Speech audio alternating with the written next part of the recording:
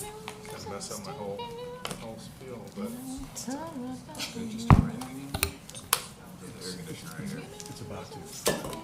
AC pumping or I think right now the AC's pumping, but I think that Oh gosh, it's 6 breeze to getting 2. ready to start. Hello. All right, I'd like to go ahead and call the meeting to order. Is everyone up here? Yes. It is 6 o'clock. It's our June 20th, 2023 budget workshop. Can I get roll call? Mayor Young? Here. Vice Mayor Brandon? Here. Councilmember D'Ambro? Here. Councilmember Painter? here. Councilmember Conforti? Here. Thank you. And I know that we are going to let Councilmember D'Ambro, if council's okay with it, let him provide some comments real quick out the gate. He has a personal matter to attend to. So if everyone's okay with that. 100%. My wife had surgery, so I got to run back. 2 seconds. So there were really just two things I just wanted to offer up as thoughts as everybody gets into this tonight. The first one was, I know we had money in the budget for Tequesta Fest, and I think Tequesta Fest has merit to it, but I think that my suggestion would be, rather than putting the money into Tequesta Fest this year, that we fund the 8th firefighter position so that we have 3 eight-person shifts. Well, I think Tequesta Fest has value, obviously.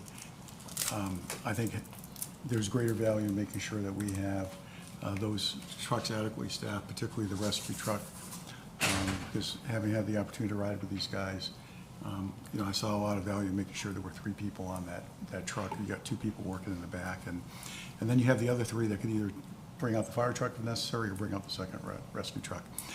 And then the only other item I wanted to address, and I know reducing taxes is, I think, always near and dear to everybody's heart. I know Molly's talked about it in the past, and I would love to see us reduce taxes.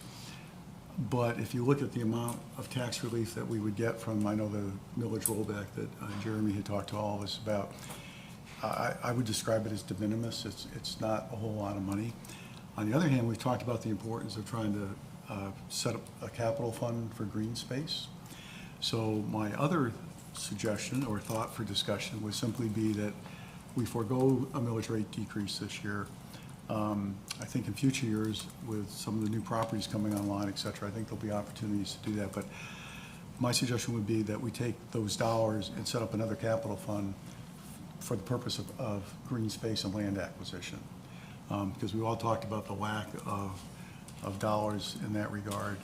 I know when we talked about the referendum last time, Marcia, you made the comment, well, if you'd known it was specifically for acquisition, you might have felt differently about it. So that would be my other suggestion, is that we begin to set up a fund to put dollars into it, so that when opportunities come up in the future, we're actually in a better position to take advantage of them. And of course, we could always pursue grants and, you know, state appropriations if possible.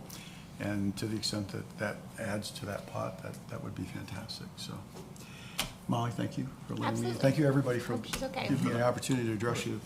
I'm gonna try and listen in as much as I can. So, Okay. all right, take care, everybody. Thank you. All right, Jeremy, now the floor is yours. So each year we're required to balance the budget, and so the total resources available must be sufficient to cover the budget expenses.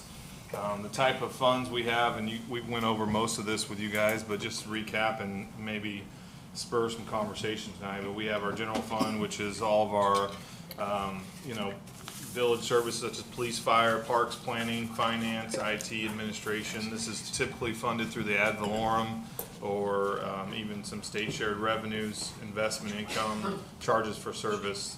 Then we have our enterprise funds, water utility, stormwater utility, refuse and recycling. We have 2 capital improvement funds. One's a 301 fund. This is typically funded by the state sales surtax, estimated $534,000. And sunsets, what we're looking at is the end of 2025, and the water utility tax estimated $222,000. So this fund is used to account for maintenance, upkeep of villages, general infrastructure. There are some laws regarding the use of these funds and how we use them.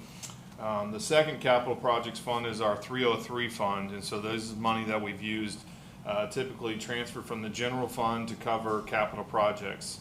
I'm gonna go take a deeper dive on what this money represents, but just wanted to kind of at least define the fund first. Building fund, funded by building funds and inspection fees, and then special law enforcement, which would typically only be used for police activity, law enforcement activities. Those are governed by state statute. Most of you guys know this budget process is kind of a year-long process. We start back in January, you know, starting the department heads start to formulate their budget. As we crank into June or July, we really start to turn it up, but we have several meetings throughout that process. And then June and August, you guys will start to see the budget. By September, we're you know, rolling it out for public hearing and to approve the tax rate and budget. Meanwhile, the whole time we're still going through the current budget, making sure that we stay on track. The village council will need to set a maximum tax rate in July, the July meeting. And then we have the 2 public hearings tentatively scheduled for September 14th and September 21st. Just some highlights for 22-23. The El Portal project's underway. I think the 26th we're kicking that off, as well as the sidewalk project from Riverside to Seabrook on the north side of Tequesta Drive. Completing the year 3 of the road maintenance program. Construction drawings for Remembrance Park was completed. Adopt a Tree program is in operation. We did plant our first tree in May. We had several applications pending and some donation toward this program. LED sports lighting at Tequesta Park, crosswalk installed at Seabrook Road, all of our fleet have GPS installed in all 65 vehicles, and Tequesta Park improvements to the dog park. Other highlights include the ladder truck, which as you guys know, we just received that. Hopefully in the next few weeks we'll be fully operational in that once we get everybody trained. Added a firefighter, our first of the 3 shifts to make it 8-man shift. Purchased 2 cardiac monitors. We do have 2 planned for this upcoming year in the budget in our CIP plan. Purchased an air compressor to fill self-contained breathing apparatus, traffic preemption devices. The first arriving status board, if you go into the fire department, they have a status board that links to Palm Beach County and allows them to provide messages and better communicate throughout their department. And then we are right in the middle of a phone upgrade system. As you guys know, the last couple of years we've had several issues, outages with phone system. Our phone system is outdated and it is hard to get parts for it now. The unassigned fund balance, we have a policy that you know, we have to make sure that we have equal to 2 months of operating expenditures in reserves. We have got to that point. We have talked about the last 2 years about getting to a 3-month operating. This slide represents the first 3 years on this was when we were targeting a 2-month operating, trying to get back to that. When the years and starting in 2022, it's in green, and then 2023. It's also in green because we're targeting 3 months, and so you can see that we're very close to even a 3-month target now. We have removed ARPA funds and just to make sure that it's all operating costs that are captured in that fund. This is the millage rate history. I'd like to show this slide. So starting back in 2016, we were at 6.29. In 2019, we did have to raise it to 6.629. But our overall millage rate and even our millage rate, village millage rate has been pretty consistent throughout the time, you know, in those couple periods where we set it. Staff is recommending this budget a reduction of 0.3390 to the millage rate. This change will change the current millage rate back to the 6.29, which was what it was from 2016 through 2019. The budget's been developed using that millage rate. The estimated reduction is $603,571. So this gives you an idea of what we're looking at for median single-family homes, $550,000. I think in 23-24, estimate is $516,000. We did take the exemption into consideration, and so the average home will save $66. Those that are homesteaded we'll save $66, and hopefully this will offset some of the costs that we've been talking about with water utilities. So if we were to lower this millage rate with council approval, this is where we'll stand in the total Palm Beach County, the tax rate, assuming nobody else changes any millage rate up or down. It'll bump us up 4 or 5 spaces. This is the average breakdown of the new taxes. The average home, $550,000, relative relative size of the department, roughly the homeowners what they will pay for the cost of service per department. So I think we have a lot of value for the departments and what service are provided to our residents. Next slide represents the change from the 23 adopted to the proposed 24. Most of your costs here are going to be, or most of the changes here are going to be in your general fund, $927,000. Your capital improvement fund, the 301 fund, is actually down $414,000. Talk about that in just a second. And then the capital projects fund is the fund that the 303 fund, which we're channeling the money from the general fund to cover those expenses. This is just maybe a good slide to keep reference to. We kind of look at it a 5-year just to make sure the departments were staying consistent with funding, so not one department is taking over a big portion of the budget. And I think this slide represents it with the exception of comprehensive planning. So there's a couple things that are boiled into this. We have the $100,000 undergrounding project that is boiled into this cost, as well as a tree canopy, $15,000, and then we also have some personnel costs that are into this fund. We're seeing an increased cost from our planning services. Relative size per department, and so this just breaks down the what's department. I think I was referencing this slide here. Let's see. Yeah, so that was a different slide, but this is the slide I was referencing that shows the consistency from year to year for department. So you'll see most, like the fire department, comprehensive planning is probably the biggest one. Fire actually went down. I'm gonna go back to their slide because I skipped a slide, but this is the one that just shows the increase per department. The general fund highlights for the 23, the proposed, the property tax revenue went up 19.4%. Of that, new construction, 70% of that is new construction. The homestead properties increased, capped at 3%. We did see an increase in indirect cost fees of $39,000. I think Jeff has done a great job of investing the earnings that we have, so we're looking at additional $120,000 in revenue with that, assuming that everything, the economy stays trending in this direction.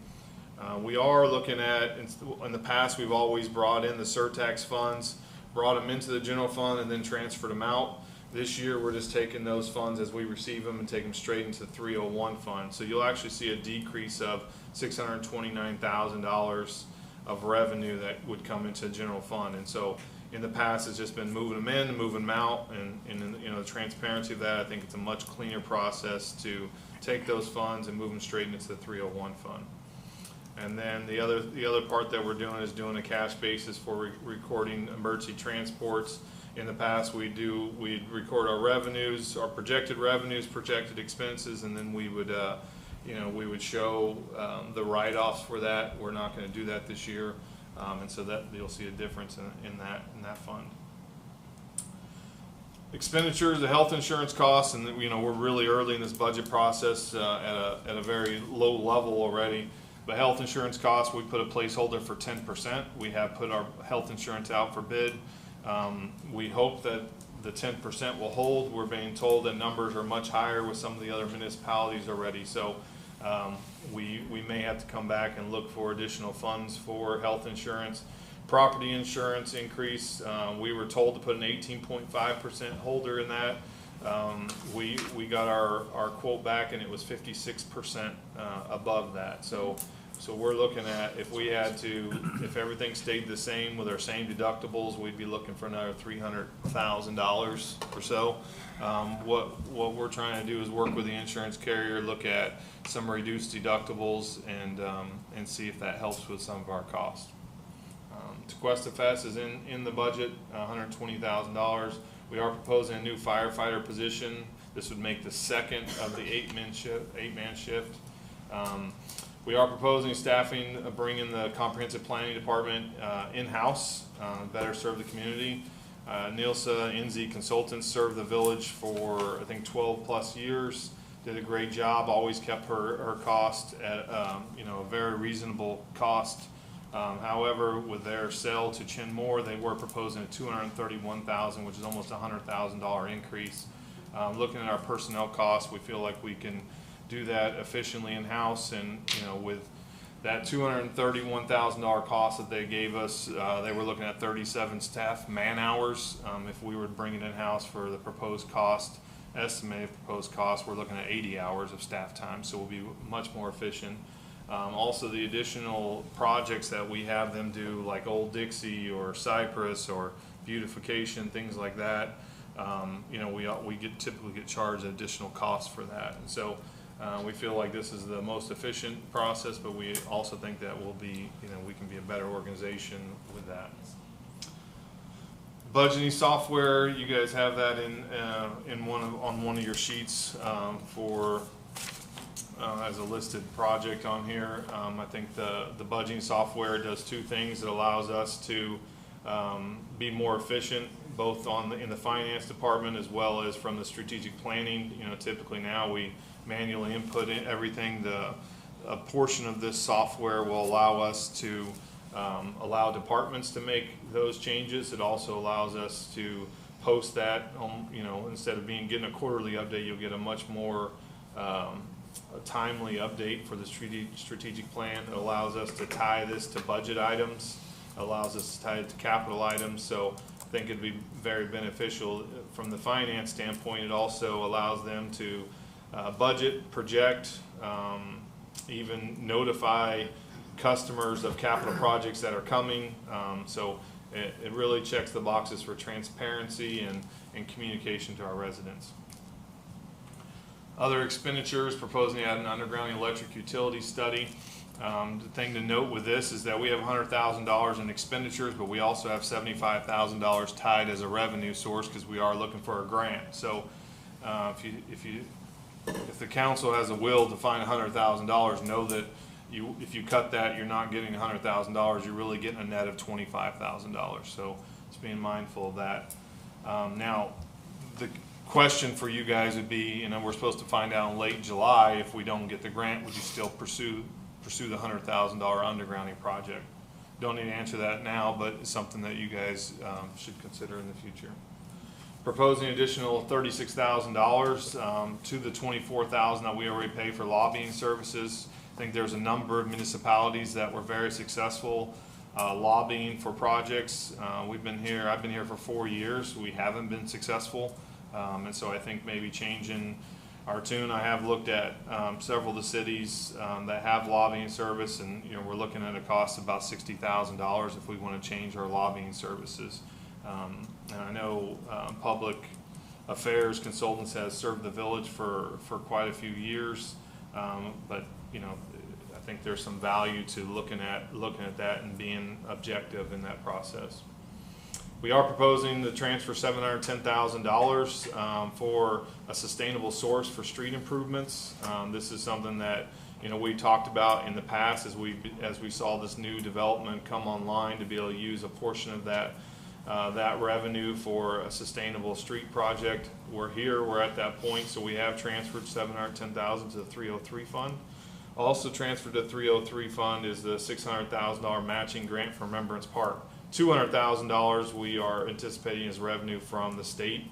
That Remembrance Park project, the OPC probable cost was $1,074,000, so let's just say $1.1 million. And so that'll get us, we'll be able to phase a portion of that with this budget. And then, like I said, the transfer or the change in cash basis recording of emergency transport, to more efficiently record actual revenues. Just a pie chart of where we get it. You know, just I think it's pretty obvious that most of our revenue comes from property taxes. You know, we have other sources, administrative fees, charges for service, intergovernmental, and then franchise fees. And this is where our expenditures goes. I think the village does a really good job of, you know, trying to make sure that we're taking care of employees, but also trying to keep our employee costs down, and trying to find that balance of doing both and being competitive in the workplace. This is a year by year of personnel versus operating expenses. So you've seen that we really try to keep the balance between the two, personnel and operating. So we're going to transfer away from the general fund into the building fund, I think is the first slide.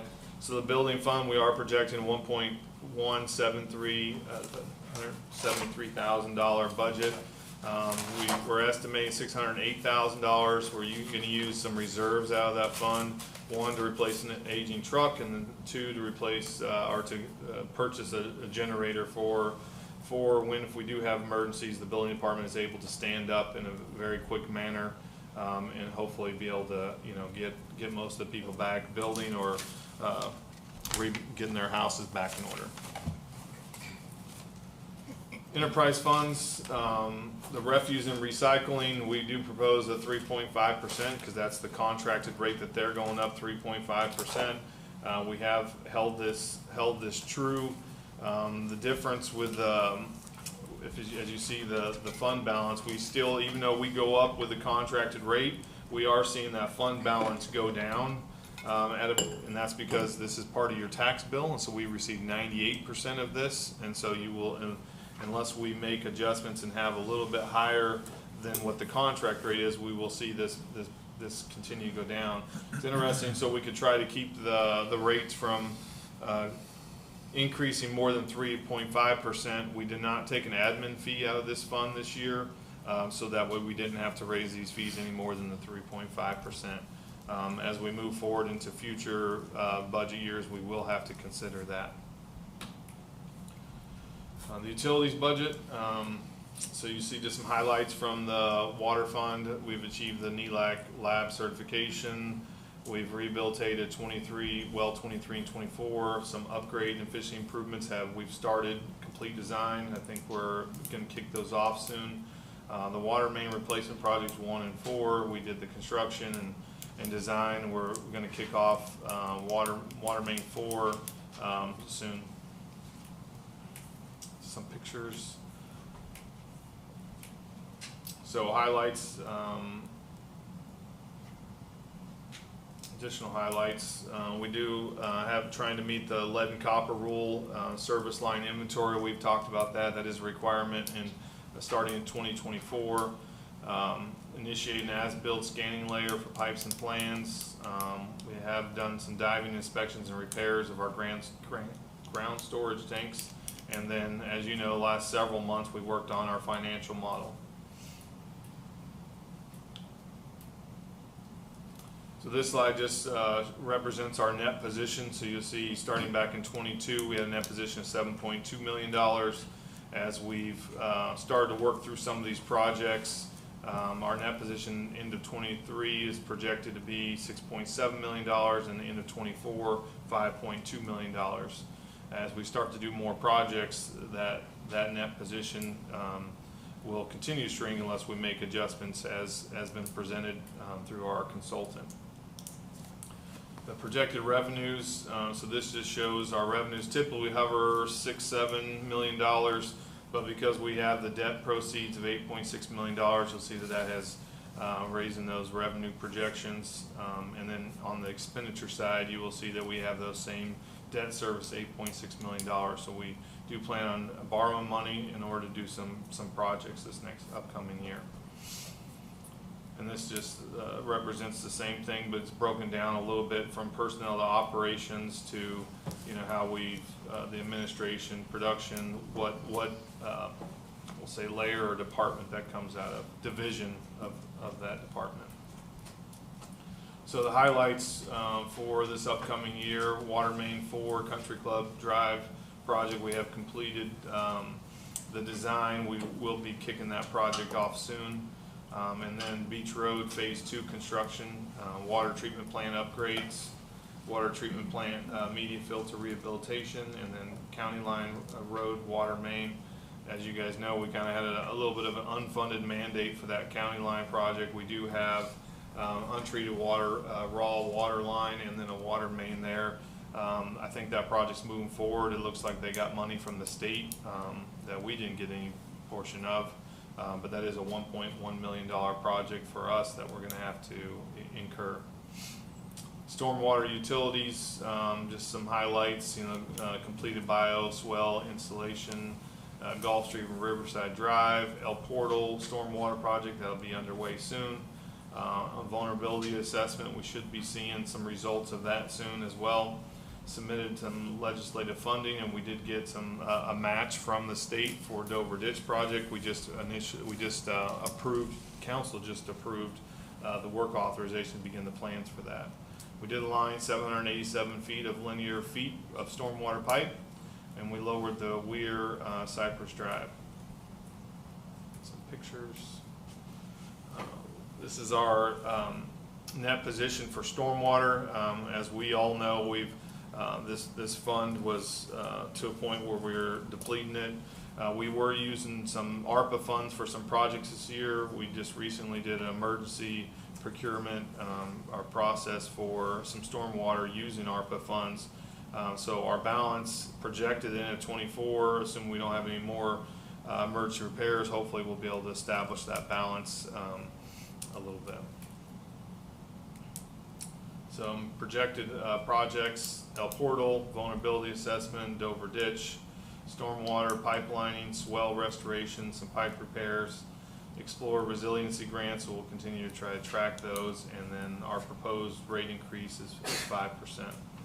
Difference between, so our water rates, we had a 5-year plan to increase those water rates or have rate increases built in 5 years. Stormwater, we typically do that on an annual basis, as well as refuse and recycling. Capital improvement plan, you guys have the books that has all the backup for this, but just showing that we do have several funds for a capital improvement plan. We've got the 301 fund, the 303 stormwater, building, and then water. So we have those funds. Next step, we will get the certified values July 1st.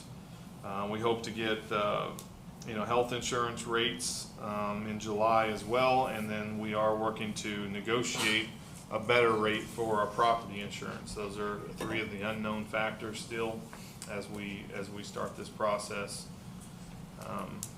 Just a couple other continued considerations. The economy, there's a lot of uncertainty still, looking at inflation, and our costs for operations continue. Hopefully that's starting to level out a little bit, but we're still seeing significant increases.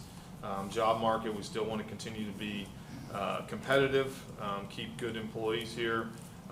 And then, as you guys have heard from our pension board chair, we will have to contribute to the police pension contribution. That will increase in 24-25. We are contributing 50% in this budget, but next year we'll probably have to contribute 100%. And so that's roughly about $100,000, give or take. So just something to consider for next year. We probably will have to look at contribution of 100%. So that's the first portion of the slide. I do want to show this next portion. I think you guys have seen this as well, but just tying it to the strategic initiatives that you guys have placed, voted for. Continue. So these are in order. So these are the order that prioritized by the council. The top priorities: number 1, being moved to an 8-man shift for the fire service. We have budgeted for it, so that's why it's in green, or we're on track with being green. Developments, remember, it's park. We have budgeted $600,000, $200,000 being the match. Pursue state funding of Florida. So it's in orange. We did pursue it. We did meet the strategic plan initiative. However, we weren't successful. And so we've been told or advised that if we had some kind of matching portion to that we might have better success. The last appropriation request we had was a little over $1 million. And so we have put 25% in our CIP for matching. If we don't get it, we don't use it, stays in our 301 fund. But it is important that we would show that in order to say that we have 25% matching. I think it'll help us be more successful or be more competitive with that. Advanced codes and ordinance consistent with the master plan. I think a month or so ago we got an update on that, so we are trying to move forward with that. Hopefully get that done by this budget year. And then continue replacement utilities and infrastructure was number 5. You've seen some of the projects that we have planned for the upcoming year. Number 6 is meet the unassigned fund balance. We met the 2-month operating, so that's why it's in green. But our next target, which we will have a policy coming to you guys soon, will be a 3-month policy for us to target. We are very close to that, and so I anticipate us meeting that fairly quickly. I say fairly quickly. I guess that's relative, but conduct a fiscal analysis regarding the cost of burying power lines and inform residents of financing options. Like I said, we have budget $100,000. We do have a revenue grant of $75,000 tied to that. Create a fund to purchase critical lands. So this is not one, we put this initiative in place before we put it to the voters on the bond. This did not pass the voters, and so currently we don't have any funds set aside to create and fund purchase critical land areas. Continue road maintenance plan. We talked about that. Expand tree planting efforts 22-23. We do have $75,000 in our CIP. Currently, in this budget we have $15,000 to have basically start the planning, have a landscape architect do that analysis for us to be ready. You know, the little bit of the hesitation with that is that we have a water main plan for Country Club and a water main plan for Tequesta Drive, and so, you know, getting ahead of ourselves, we start planting trees, you know, it's possible to be damaged by some of the work we have. So we'll continue to try to match that as those projects come online. Formally establish a vehicle and replacement fund. As for the second year, we will take portions of the revenue that we receive from Palm Beach County and we put it into a fund for future vehicle purchases. So that's $124,895. So this will be the second year of that. So in the 303 fund, we will have $249,000 for a future vehicle purchase. You will see in, I think, 25 or 26 that we do have another ambulance that will be ready to be changed out, and so hopefully another year of that fund will get us to where we can cash fund that instead of borrowing money. And then you will see that in this projection here, we still have roads. This is our 5-year 301 fund, and so this is why it was important to subtract or remove the roads from the 301 fund, is that it's not sustainable. We have $710,000 a year for roads. We will run out of money before this even sunsets in a quick manner. So what we've done is try to put together a very sustainable road program with the funding for it. And so we moved it out, put it in a 303 fund, and you'll see, this doesn't show very good, but it's a much more sustainable plan. So it gets us to where at least sunsets. I think it's important that we look at in the future, we look at how do we fund the rest of these items that are in this fund. You know, we're about $200,000 or $300,000 upside down just using the water utility tax. So we do need to find to maintain this fund the way that we've been funding it. We do need to find roughly about $575,000. That's the surtax money that will be out once that sunsets. And so, you know, as we move forward in the next couple budget years, we feel like we have a couple years in this fund, but it is something that we will have to look to fund these projects in other ways. So these were the other priorities. These were not prioritized in order. Probably most of these were either single member priorities, or they got a couple low votes on it. But sidewalk plan, establish a safe crossing, we've talked about that, annex of properties. And so this is where we talk a little bit about, you know, budgeting additional lobbying fees. Additional $36,000. We feel like, you know, if we really want to be successful with annexation and going to get money through appropriations that have a lobbyist that's working on our behalf, and really hire a lobbyist and give them 2 or 3 tasks, one being annexation, the other being appropriations of funds for Tequesta Park, and maybe, you know, a grant or two, you know, to be able to help us with that, or other appropriations, but very limited to very specific projects, and not necessarily tracking bills for us, but really trying to get us money. I think that would be the task with that. Expand dog parks, $25,000, complete updating the comprehensive plan. We did just receive the updates or the recommendations from the EAC, and so it is in green, and I think we'll continue to try to move through that process of updating. The comprehensive plan is up to date. It is through the state. It is approved. So if we do make some changes, it'll be amendments to our comprehensive plan. Improved communication with public on developments. I think we've really tried to, and will continue to look at those, but we didn't budget any money in the budget. I did leave it in green because I feel like we continue to look at these: Coffee with the Manager, Citizens Academy, Friday News, ordinance updates. We feel like we're doing a good job of trying to do that, but if there's any other suggestions, we're open to it. There's no money budgeted for those. Voluntary guidelines for residential development, that one came up. The state has recently passed a bill that preempts us from doing that, so that's why it's in red. Development of Cypress property, recently council, you know, had a discussion about that. We decided to hold off.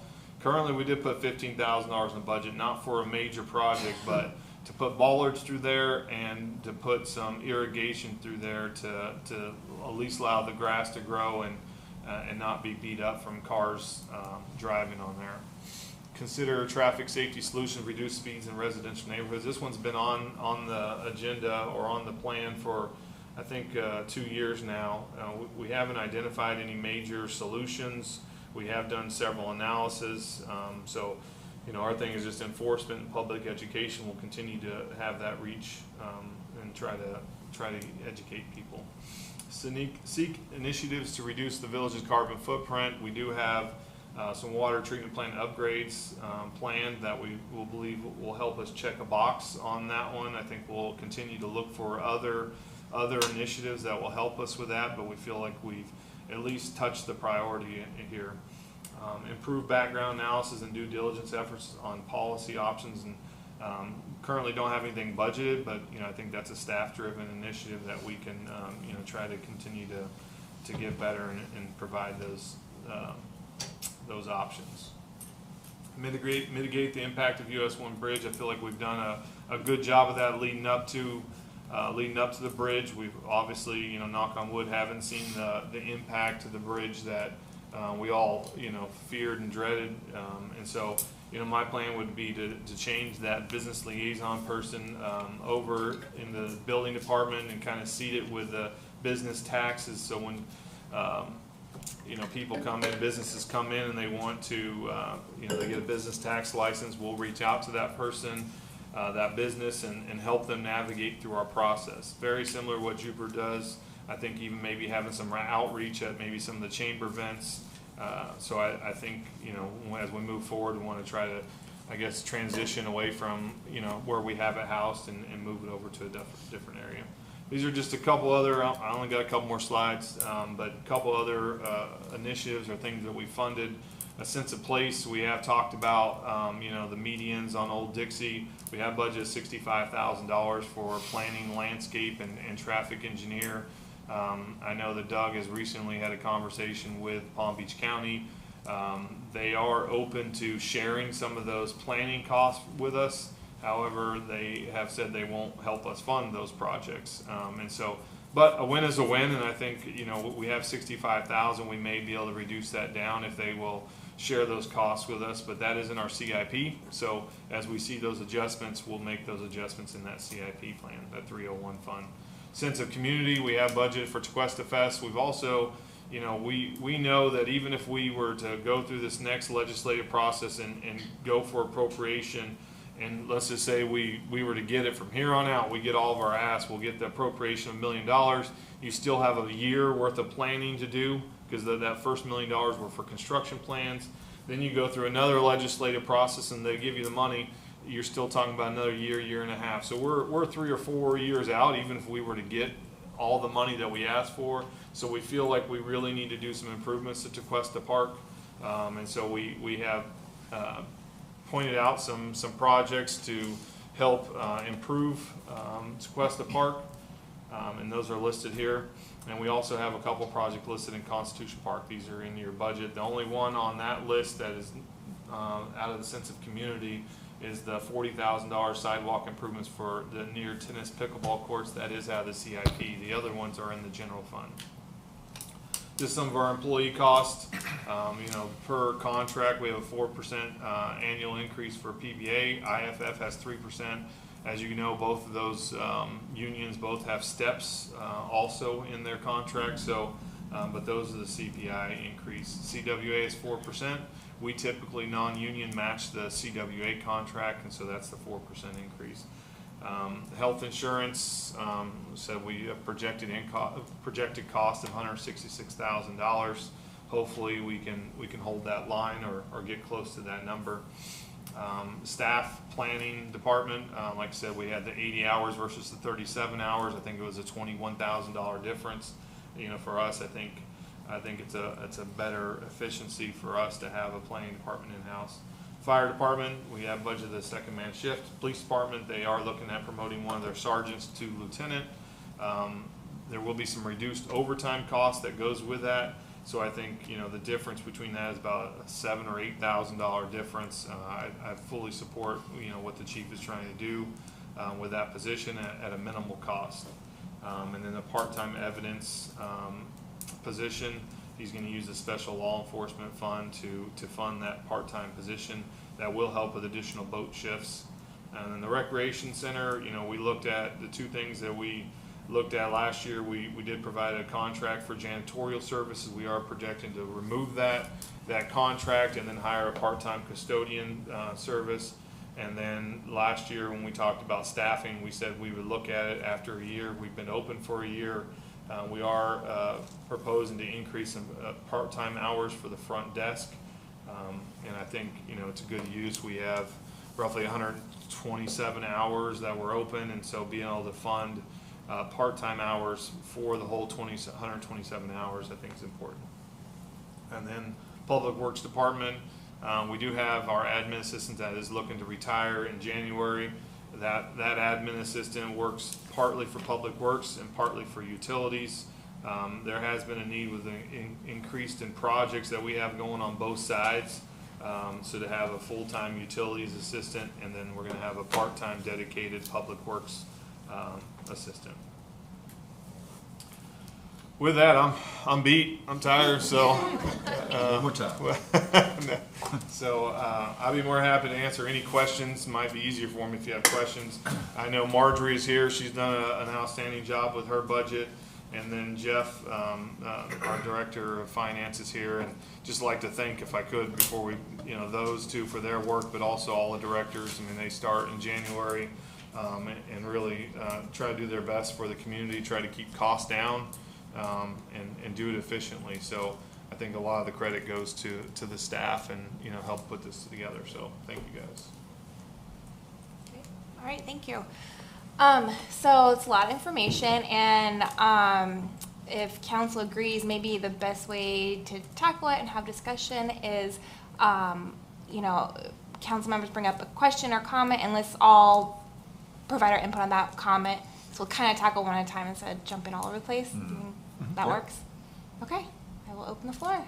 Can I ask, thank you again, Jeremy, and everybody, all the staff and the leadership and just every employee in this city. Thank you for the hard work. I mean, we know that this is not something you just throw together like a term paper at the last minute. So thank you very much for your diligence. If I may ask, Mayor, what is the expectation for this evening? Like, where do we end tonight? So I think ideally staff would like our general comments back on the budget. Are we in favor of what they presented to us tonight? Do we have any specific questions or want more info on some of the items? Like, for example, I want to discuss the business liaison change a little more. So if there's anything that you're kind of questioning, want more info on, is there any projects that we think we want to push to another year to put that money towards something else, like that kind of stuff is good to talk about today. And then we have, we'll discuss this again in July. Yeah, so I think, the key point, all of what she said, but the key point is we have to set a max tax rate in July. That's our number one priority at this point. And that'll be at our So- council meeting, correct? Yeah, and so, today, assuming, I don't know how this conversation will go, but we would be proposing a max tax rate of what the new proposed millage rate would be. I think that would be a win. Our community can see it when we send out notices. They will see that we're proposing a lower tax rate. If you set it what it is today, and then with the expectation of lowering it, you don't necessarily get that community buy-in because they won't see it until it probably hits their tax bill or when you're in the hearing. So, we would recommend if you do have intention of keeping that low tax rate, that we set the max tax rate at 6 points. So that's number one. The other 6.29, right?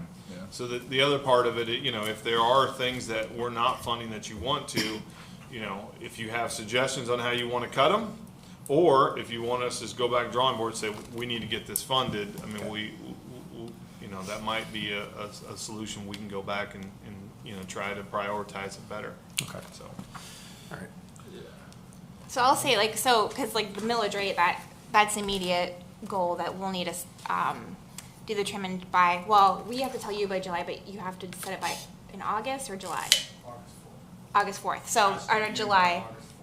So we vote. We're stuck with the goal. Yeah, so that's our deadline. So, the millage rate, I've been, really challenging stuff and hoping to work towards a point where we can do a reduction, especially now to offset potential increases. And I'm saying potential because we have not formally approved the water rate increase. We have not formally approved the storm water utility increase. We have not formally approved the refuse and recycle.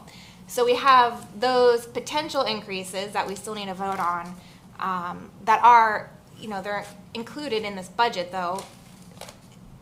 To me, that's a good offset, right? I know it's, $64 or something you have for average household, but that's a really good offset assuming all those fees are gonna get raised. The outlier for me is the unknown with the insurance rates, because that's a 100%. huge one. Yeah, So for me, are we gonna have those insurance rates before July? not the Or health before August insurance, 4th, the property basically? insurance we Property. probably will. I will note that we did set aside $130,000 in the budget for allocate to fund balance. However, knowing what we know with health insurance, typically that $130,000 is going to cover whatever costs we're seeing with that. So we have a little bit of a buffer to work with, and then we should see a little bit of an increase July 1 when we get the certified value. So I think we'll be okay when it comes to that, because as long as council's okay, we're probably going to lower down our deductibles because we have a 3-month operating, and because we have a hurricane contingency fund. We feel like if we raise those deductibles on buildings, we'll probably be okay. Hopefully that will offset those huge increases we'll see, and so we won't see anything more than what we have budgeted. So really the only difference would be the health insurance costs, and hopefully we'd absorb those with 130 and then whatever increase we see. So I feel like we have a pretty close to balanced budget here, even with those unknowns for health insurance and property insurance. But that's my opinion. I mean, don't hold me to it. Yeah. So I have a question, and I'll just use Tequesta Fest as an example, which is an awesome event, and I won't get into all the details on whether or not that should happen or not. But so let's just say hypothetically with Tequesta Fest, I think we have 120,000 currently budgeted. But this, we also do have a unique situation right now where we have a $96,000 new position coming on. So I understand what Councilmember DeAmbra said, but if we decided as a council that the 120 may not be necessary, but let's say we still wanted to have a Tequesta Fest, maybe it doesn't have to cost 120 grand. Maybe we scale that down, how does that procedurally work within the overall budget? Is it gonna stay as an item on that budget regardless of, like, if we didn't want it, if it shouldn't be 120 grand? How would we reduce that to something if we all decided? I mean, I think you guys throw out a number here, like, hey, I'm not comfortable with 120. Yeah. I'm comfortable with 50. And then we would go to the drawing board and, Greg and, Greg's here, but, Yeah. he would come up with a, hopefully a creative event for whatever you guys left him. I mean, and I think he's proven, not to put a lot of pressure on him, he's proven that, him and his staff have put together really good events, at Yeah. various costs, and, so, whatever depends on what you're trying to accomplish by reducing it as well. No, So- I'm not even saying I want to, I'm just using that as an example, but, that to me is going to be a challenging one, because it's an awesome event, like, So the money would just be allocated to something else. Yeah, And we the choose position where, potentially, we choose where yeah. it gets put. Okay. Yeah. and I'm not at all saying we should get rid of Quest Fest or cut that from the No, budget. Totally I get just, you as an example. yeah, I don't even think we're on that subject yet. yeah, Going back to because our tax rate is basically our hub. So going back to that and kind of sticking on that, because then you wanted to stick to one thing. We have the number of what it would save a resident on their tax bill. Do we have the overall number of what the village would not have as a whole? Yeah, it's on that slide, I believe. 603,000. There's a lot of numbers on there. I think it Okay. was 603. 601 or 603, yeah. It's just, okay, there it is. Okay.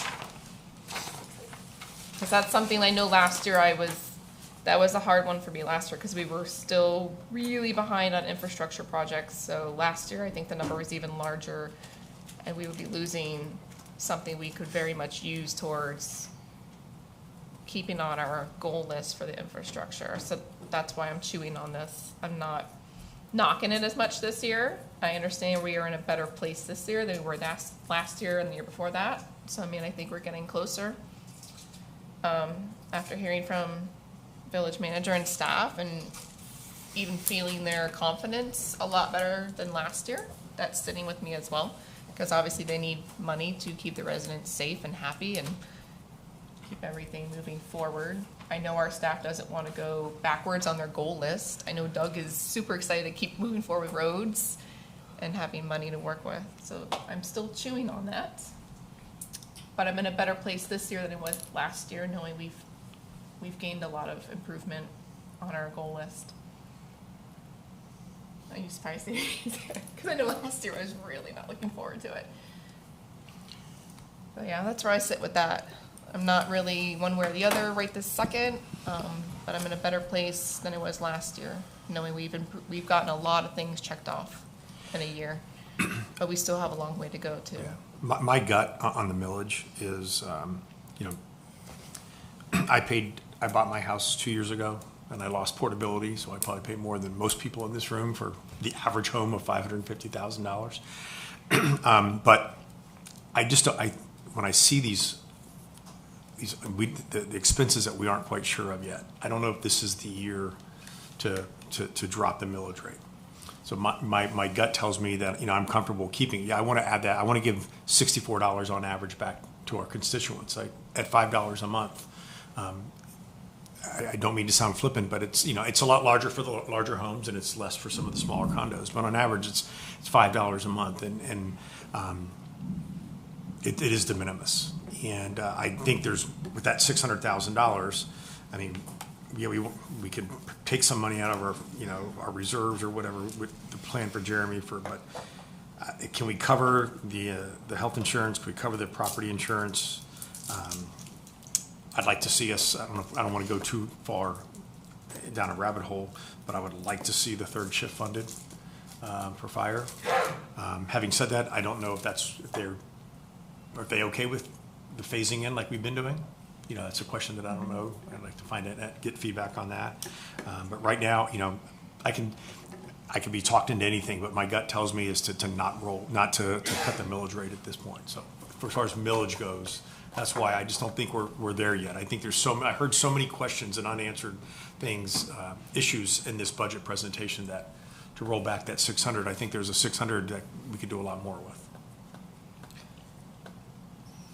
Can you repeat the process I know it's the max rate that we put in place, because you can't go up, but you can always go backwards after we set the max. So if we set the max in July to where it currently is, we could go down in August. Yep, yep, nailed it. Okay, just want to make sure we're all on the same page. And Vice Mayor, thank you for clarifying that, just to make sure that. I sorry, need to that- repeat, because, yeah, So that's my feeling as far as the millage goes. okay, Still processing, but next time. Okay. yeah, I mean, I understand, you know, it's always a great thing to reduce taxes, but when you consider the $5 per month, which again, I don't wanna minimize the importance of, for some, that is a big deal, especially with some of these other larger increases we're gonna have, but to me, that's a large chunk of cash that, the village could do a lot with if, we kept it at our current rate, so I'm still processing. But when you see it as that big number, I think this, you know, the 66 per household sounds great and all that, but that's a large number, so. I try to look at both sides. Yeah, it's tough, because, well, we are on both sides. you And know. then I know the housing market, I don't want to say it's slowing down, but we were in a position where houses didn't even get a sign, and now the sign sits for over a month, so it's making me a little, I watch, you know, just as our country as a whole too, just not knowing where we're gonna be going. I'd hate for us to strap our village in a position and like, once you go back, you can't, it's hard to go Yeah, forward. that's another challenge. Definitely don't want to go up, that's for sure. So Yeah. that's where I am with that. I'm gonna go on to the. Okay, yeah, and like I said, I would say I'm in favor, but pending the insurance. So hopefully July, we have a better idea of where we land with that. And Yeah, I think you know, that'll ideally, help all it's of a us, moot and- point, yeah. and we can move forward, you know, and provide a benefit to our, you know, some relief to our residents, but. And we can't use any of that 603 towards the water project that we need to, Sure you could, that we could? yeah. Oh. Oh, I mean, if you wanted That- to, you could. for that fee that's going on the water bill soon. I mean, generally, you wanna, you know, use your revenues that you have out of that fund for Right. that. And if you have extra revenues, you wanna lower taxes. I mean, and so you match the user fees for that fund is typically how you wanna do it though, but you could do We've that been one. trying to pass state legislation on that for the past several years though, so I stay very careful on that one and probably would want to try to stay within keeping the funds within. Within what they're itself, right? supposed is to the be. enterprise. Yeah, I mean, I'm just thinking if a resident asks that, because you know, if that $10 flat fee was on a water bill, and that's per household, that's $120 a year versus $65, $70 a year in the tax bill. Again, I'm just trying to look at it from both sides and figure out, is this the year? yeah. Well, for me, I look at, it's, you know, and I mean, you were here, you heard my spiel last year too. Like, we're increasing. It's not just us, it's FPL, it's your pool service, it's your, you know, homeowners insurance, everything's increasing. And then we have all these other projects, like, I mean, the dog park, really, does that have to be done? Probably not. Could we put that money towards something else? Probably. So it's hard for me to say, yep, let's keep the money, and then let's do all these little projects that, in a time when we're still with inflation and all that. So I try to look at the whole picture, because we do have a lot of projects, and it's been great. We have all the infrastructure projects we've been having to, you know, really keep up on with, you know, the roads and sidewalks and all that, but then also just our projects that have been important to us on our strategic plan. So I kind of look at it as a whole, and, you know, are there things that maybe are a little fluff, like a dog park, that we don't really need to do this year? And, you know, like, that's kind of how I look at, like, I think with Remembrance Park, we have 600,000 budget, and it's 1.1 all in to do the first phase. If you guys remember, I think it was really like a 2-phase project. The first phase was the phase off Seabrook. The other phase was like connector to Riverside. So this 600,000 is like a phase of a phase. And have we actually identified what we could do with this 600,000? No, ma'am. And so what's the timeline? Is it a use it or lose it grant? Greg, you remember the timeline on Remembrance Park grant? Yeah, typically deferred after Oh, it's a FERDAP. 2 to 3 years Yeah. to complete. Yeah. And there is guidelines that you have to do, which is in the application. So if it says walking path, you have to do walking path. If it says signs, you have to do a sign. So there is certain elements that you have to do. And do we submit the whole plan? Excuse me? We submitted the whole plan. The plan doesn't go. Oh, okay. So it was a description. Yes. Okay. So I don't know what that description was, but to me, it's like, well, have we identified that we could get that done and comply with the grant requirements? And 200,000 is a good chunk of change. I think that's has that the most we've received from a FERDAP grant? If they've been No. usually smaller, at Well, least no, I. recently, probably 18 years ago, we got it for, 200,000 to Constitution Park. That's right. Yeah.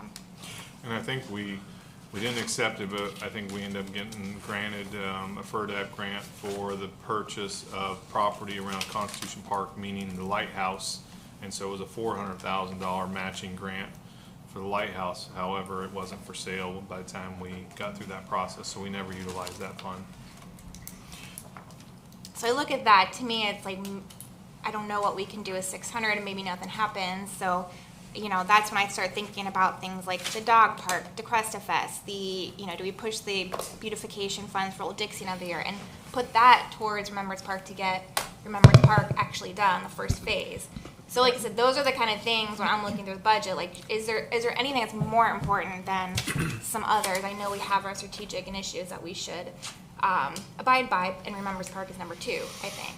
So can we get a detail shortly of what we would have to start with on Remembrance Park based on what that grant says? So we know if 600's even gonna make a nice dent, or if it's actually gonna come in maybe a little bit less, and then we can even put extra somewhere else. Not that I would, but get a little more details so we can make a decision on that.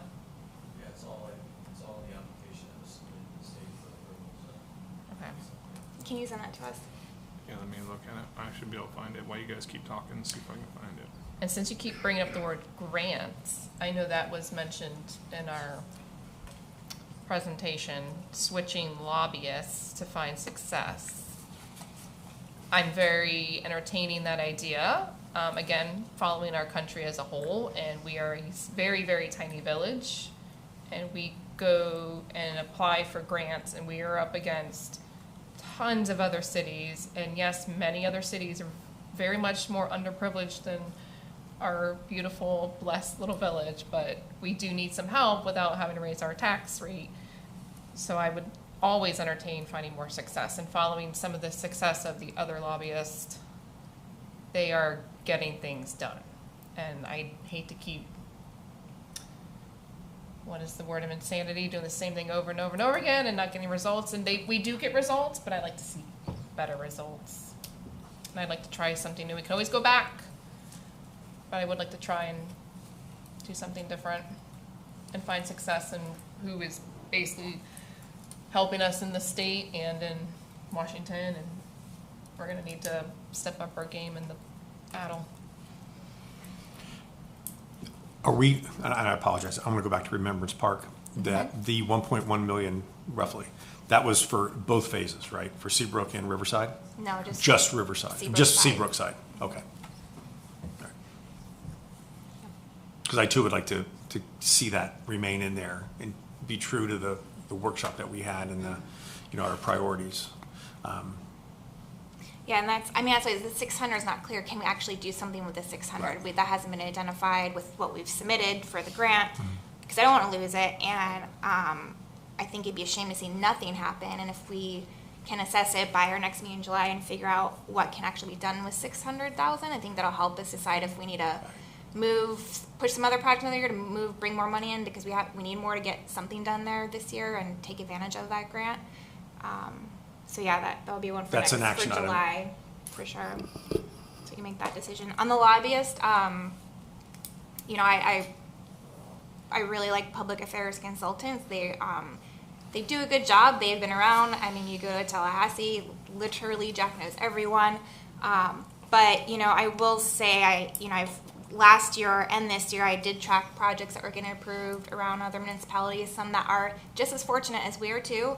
To me, I'm thinking a change might be a good thing. You know, it's hard to cut ties sometimes, but especially when you really like someone and they've done really good for you historically. But yeah, I think the past couple years have been a little tough, and you know, the climate's changed a lot up there, a lot.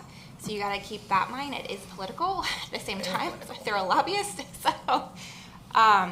And I do, to Jeremy's point about having them more focused, you know, because public affairs consultants like tracks bills for us, but everything they're tracking we get from the league, we get from our attorney, so it's almost like we don't need a third person doing it for us. So I think having a more focused lobbyist is good too. So I'm in favor of that one as well, that budget increase. I Agreed. yeah. Yeah.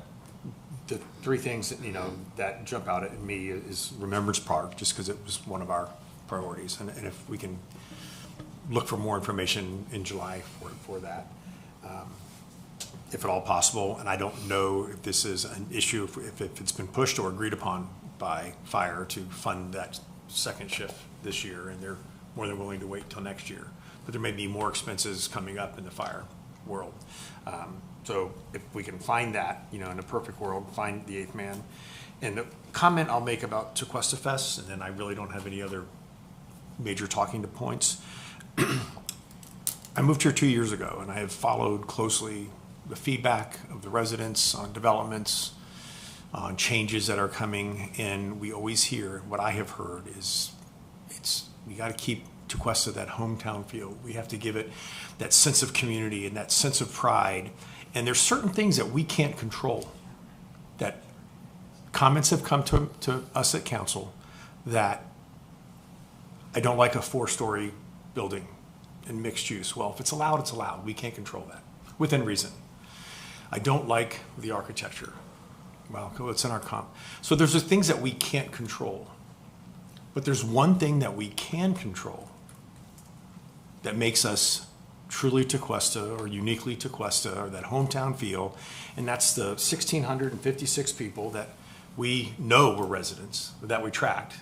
We know there was more, and maybe we cut back, you know, on the number of tickets per family, but we can control that personal hometown. I feel great, and I live here because the VOT is just all about the families there. And an argument may be, well, I don't go to Tequesta Fest. I don't have young children.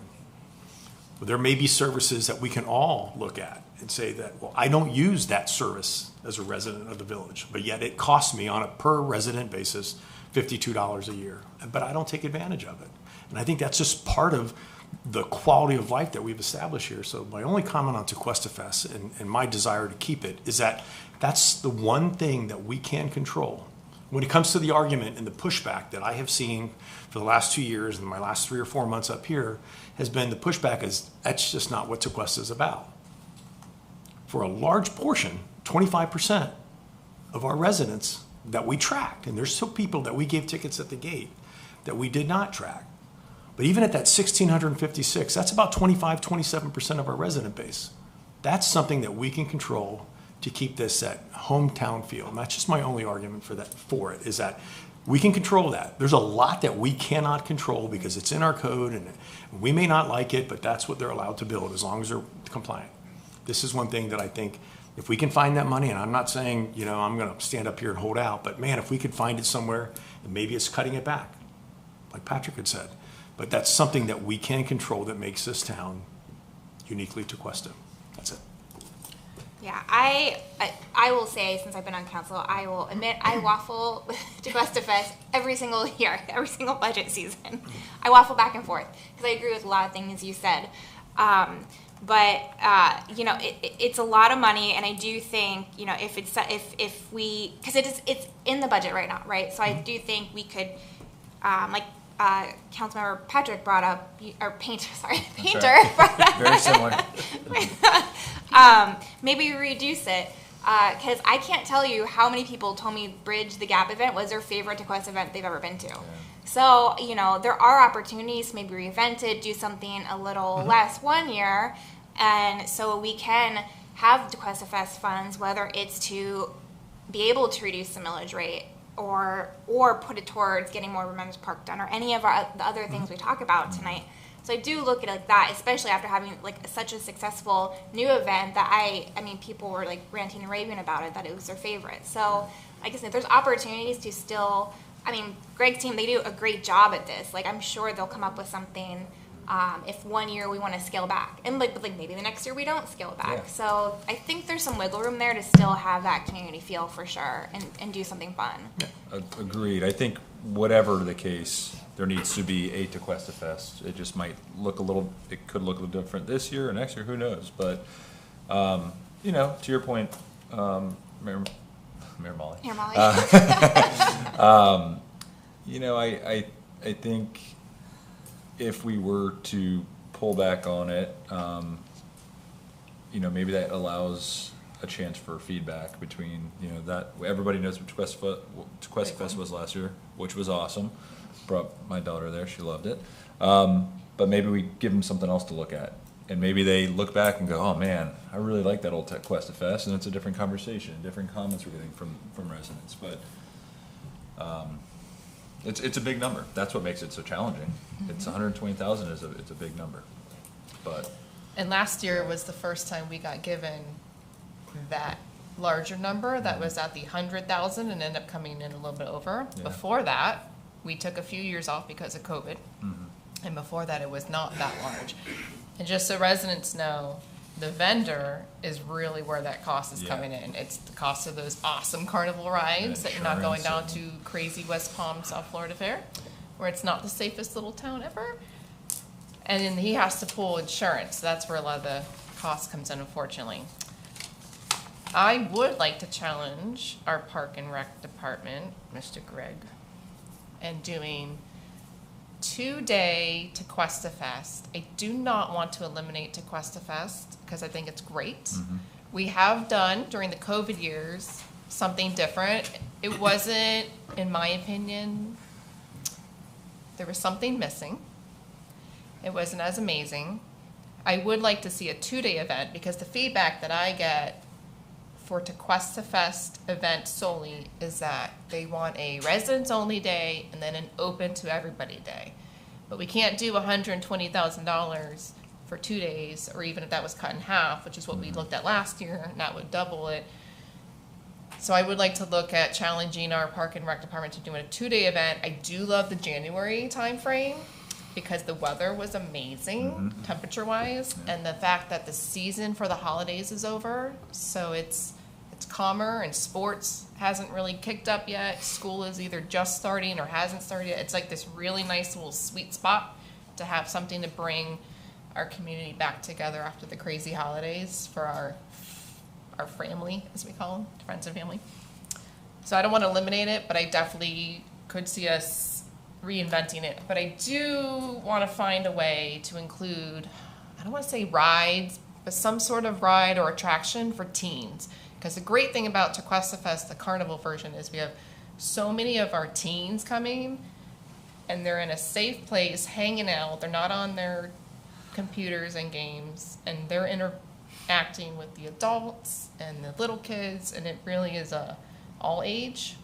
And then if we can add maybe something else, like you said, that we had for Bridge the Gap, something that brings in our older community so they have something to retain. So I'm looking at like a 2-day event, January, not $120,000, but definitely maybe a residents only day and something that's got a little bit of everything. And then my only other comment for Park and Rec is for all our events that we budget for, if we do an end time, let's say 8:30, whether it's the Christmas event or whatever, we have to communicate better for a cutoff time. So the ride vendors or a staff member has to continuously announce at like 8 p.m. that 30 minutes we're closing, the line stops here, so that we don't have children lining up at 8:20. They're not going to get a chance on the bouncy thing because no one really communicated. And also the bouncy thing, the jumpy thing, I think it's great, but if we ever do those, we need 2 because the turnaround time for lines is horrible. That's on the vendor. It just isn't quick enough. And that's really my feedback for our Tequesta Fest and events in general. And the only other thing is the Christmas one. Don't put the tree lighting on the food truck Friday because we had issues last year. So maybe budget for some sort of 2 different night event. That's all. So just a quick note for Tequesta Fest, it's not gonna be held at One Main Street.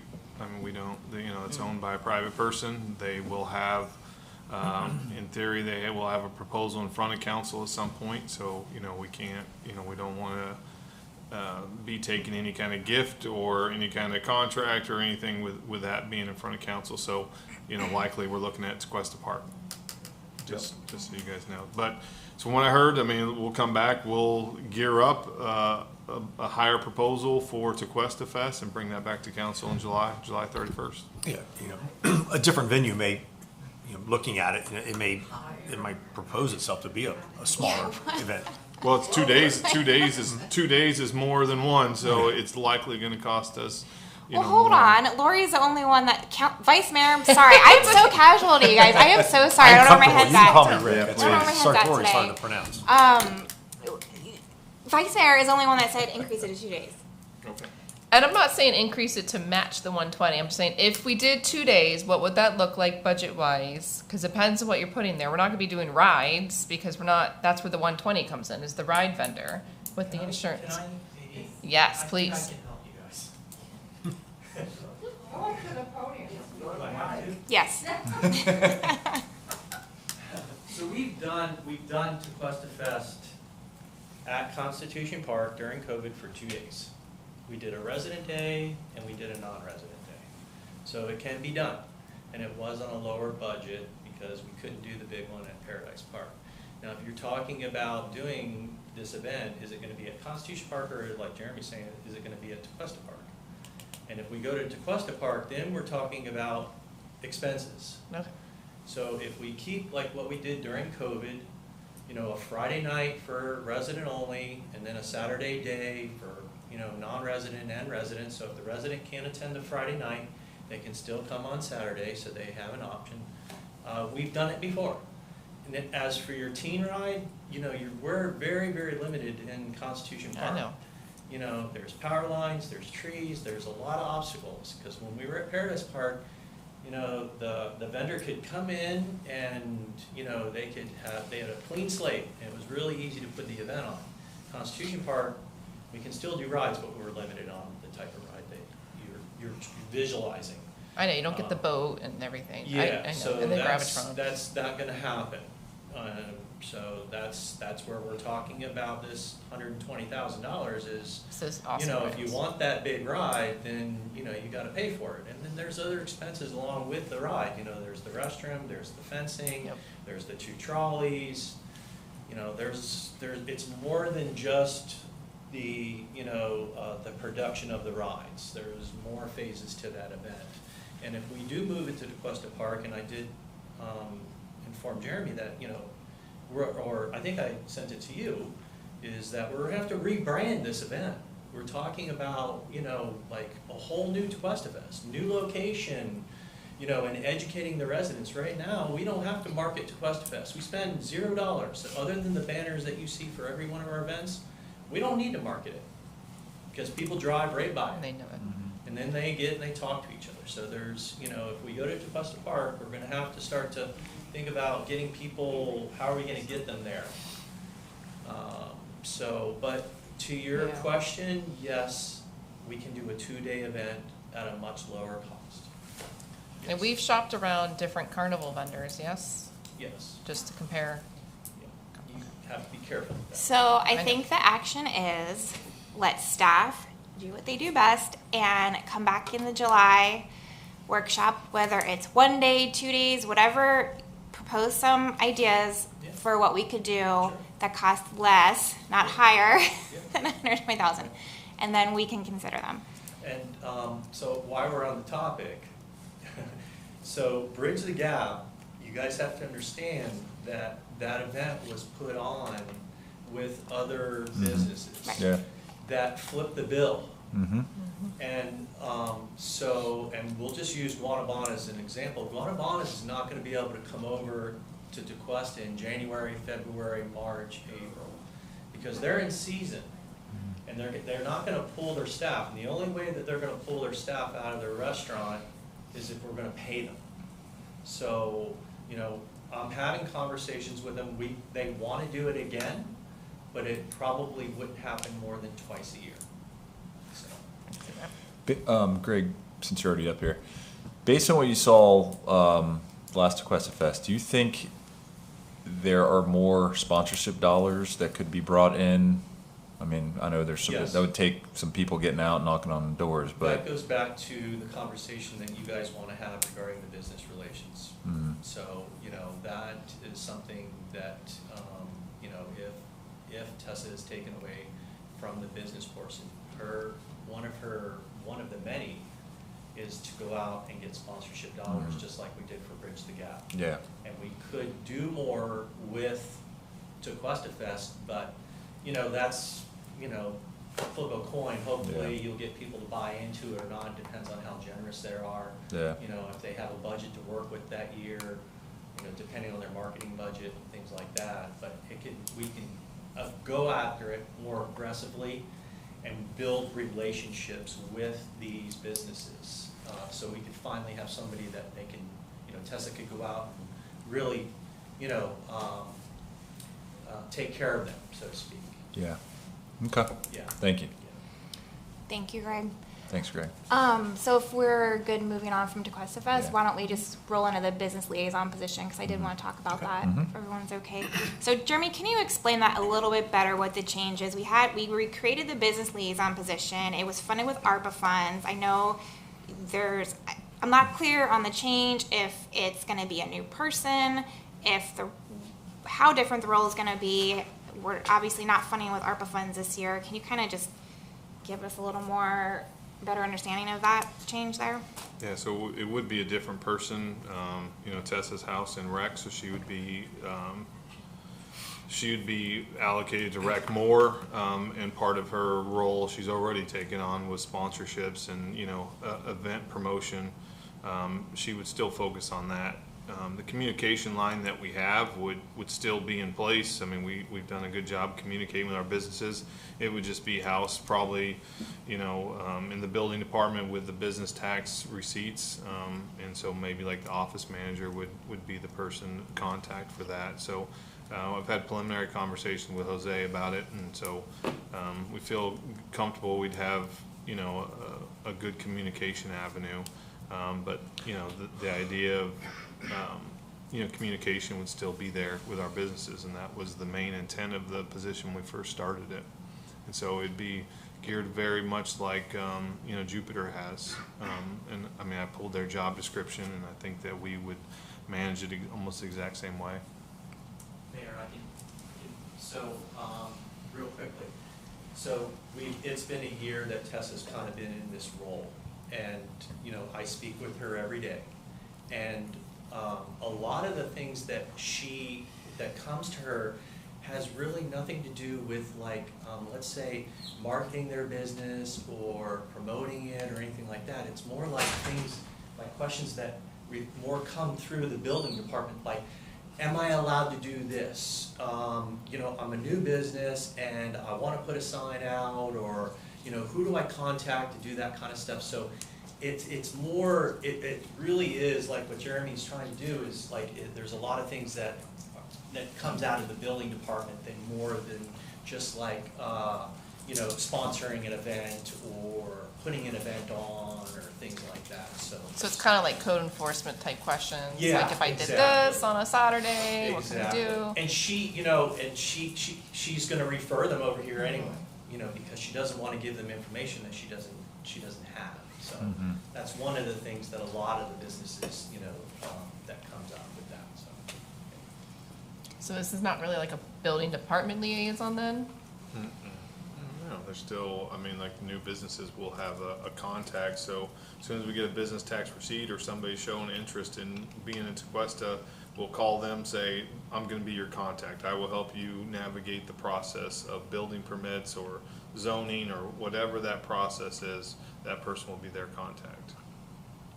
I guess I'm a little confused, because we were really debating going back and forth to create the business liaison, to begin with. And so now we're keeping that kind of and adding another. I guess I'm trying to see the actual need. Has those requests like increased that we can't keep up? Because I'm assuming the way it goes now is Tessa will forward it to Lynn or whoever in the building department, and they'll answer. Because I just, like, we were already on the fence, because now we have a unfunded, it's funded by ARPA, so now we're keeping the business liaison position for all intents and purposes, shifting the roles and responsibilities.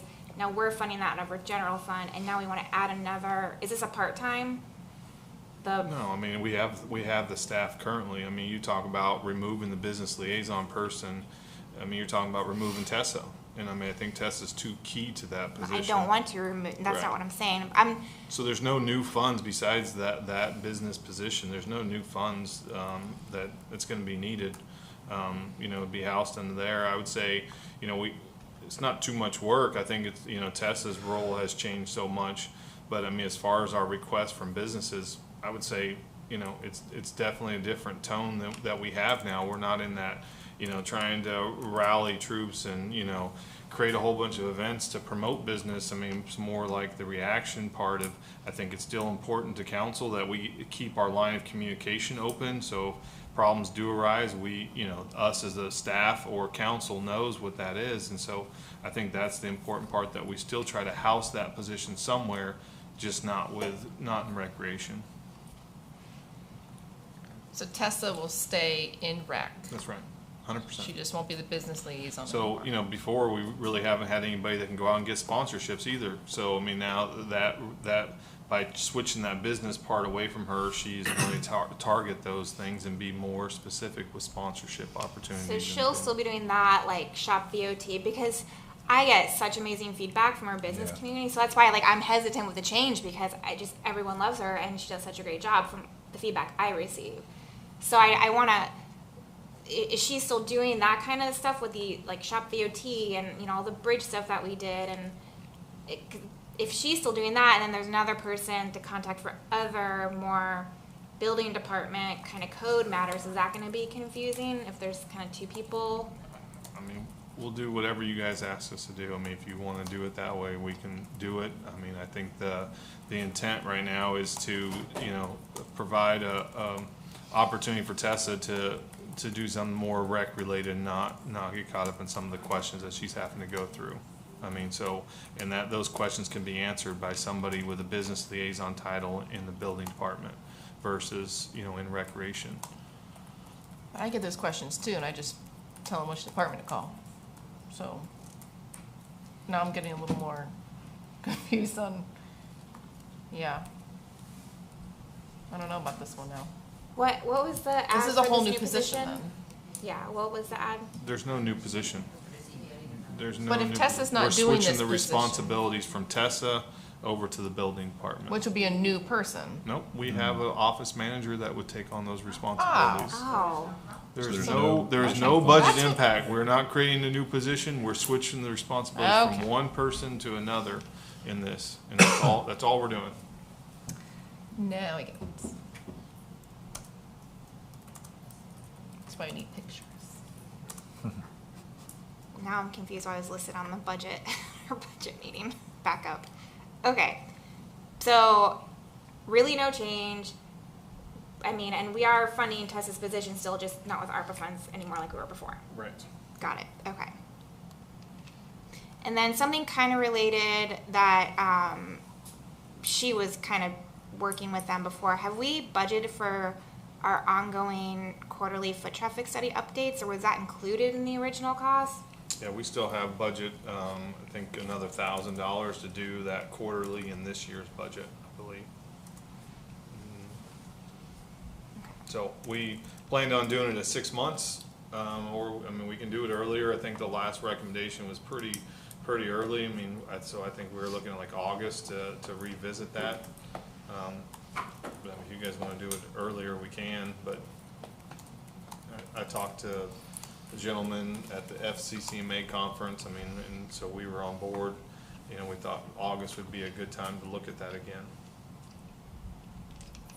Okay, any other questions or comments on the business Just position on- and the, On the business liaison position, and I mentioned this to Jeremy, I'd like to see that role kind of be, you mentioned like a chamber outreach and things like that, our own little version of economic development to an extent that they can without taking away from that. And, you know, if somebody calls into the village and says, hey, is there any pizza shop or something? Is there any ABC type vendor?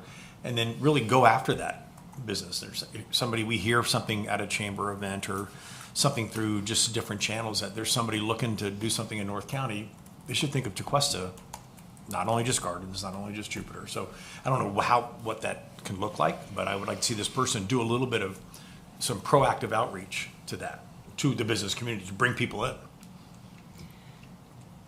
Which I think is a natural, because somebody's going to call and start asking questions about permitting and signage and you know, moving in. I think, well, you're looking to move here, and that we can, whatever we can, not that we can ever offer any incentives based on other things we're talking about cutting right now, but I think this person could be, can do some active, proactive outreach to try to recruit some, just another location here. You know, we're trying to defining where certain type of chains or Yeah. restaurants or whatever we call it will go. I think it's just an opportunity for this person to do a little bit of outreach proactively to say, hey, Tequesta is open for business, and not just wait for the phone to ring. Originally, that's what this was supposed to kind of be, was that point person. We were just nervous about it because it was being funded by the ARPA funds, and then it was new. So that's why I don't really want to make too many changes. I kind of want to figure this out Yeah. and leave it, so that way we aren't even switching. So if that person becomes familiar, like you were saying, with being at meetings and whatnot, I don't want to keep flipping around, because that person's going to be our go-to. That's that face. Like, they know to call Tessa. As a perfect example, she's already started to build those relationships. Like, I don't want to keep switching this too many times every year. So, like, I think we should figure this out, move forward, and hold strong on it. Because we are a small town, too. Like, Yeah. you start to figure out who's who. So we did, yeah, exactly. We had those discussions, and doing really strong outreach. I can't remember why the council was kind of hesitant to do strong marketing outreach to bring in other businesses. But like Vice Mayor said, we, you know, came up with this business liaison position to kind of start that process. So we had nothing. And I know we're not talking about a budget change at this point, but I'm still a little hesitant on changing that line of communication with Tessa and having two people to go to. Because like you said, she can just simply forward an email or forward a request to whoever, the office manager, the building department, to answer. Because are you suggesting that the person from the building department is like, who's going to have more outreach with the chamber and stuff, like the gentleman that has the same position at Jupiter? I mean, if that's what council wants, I mean, I'm not saying it has to be the office manager. It could be one of the new planning techs that we're going to bring on. I mean, it's just going to be a different staff member. And you talk about the faces. I mean, you know, it could be Tessa today, but if she changed positions in the village, I mean, it would be somebody different anyway. So we're just talking about the position. We're not talking about the person.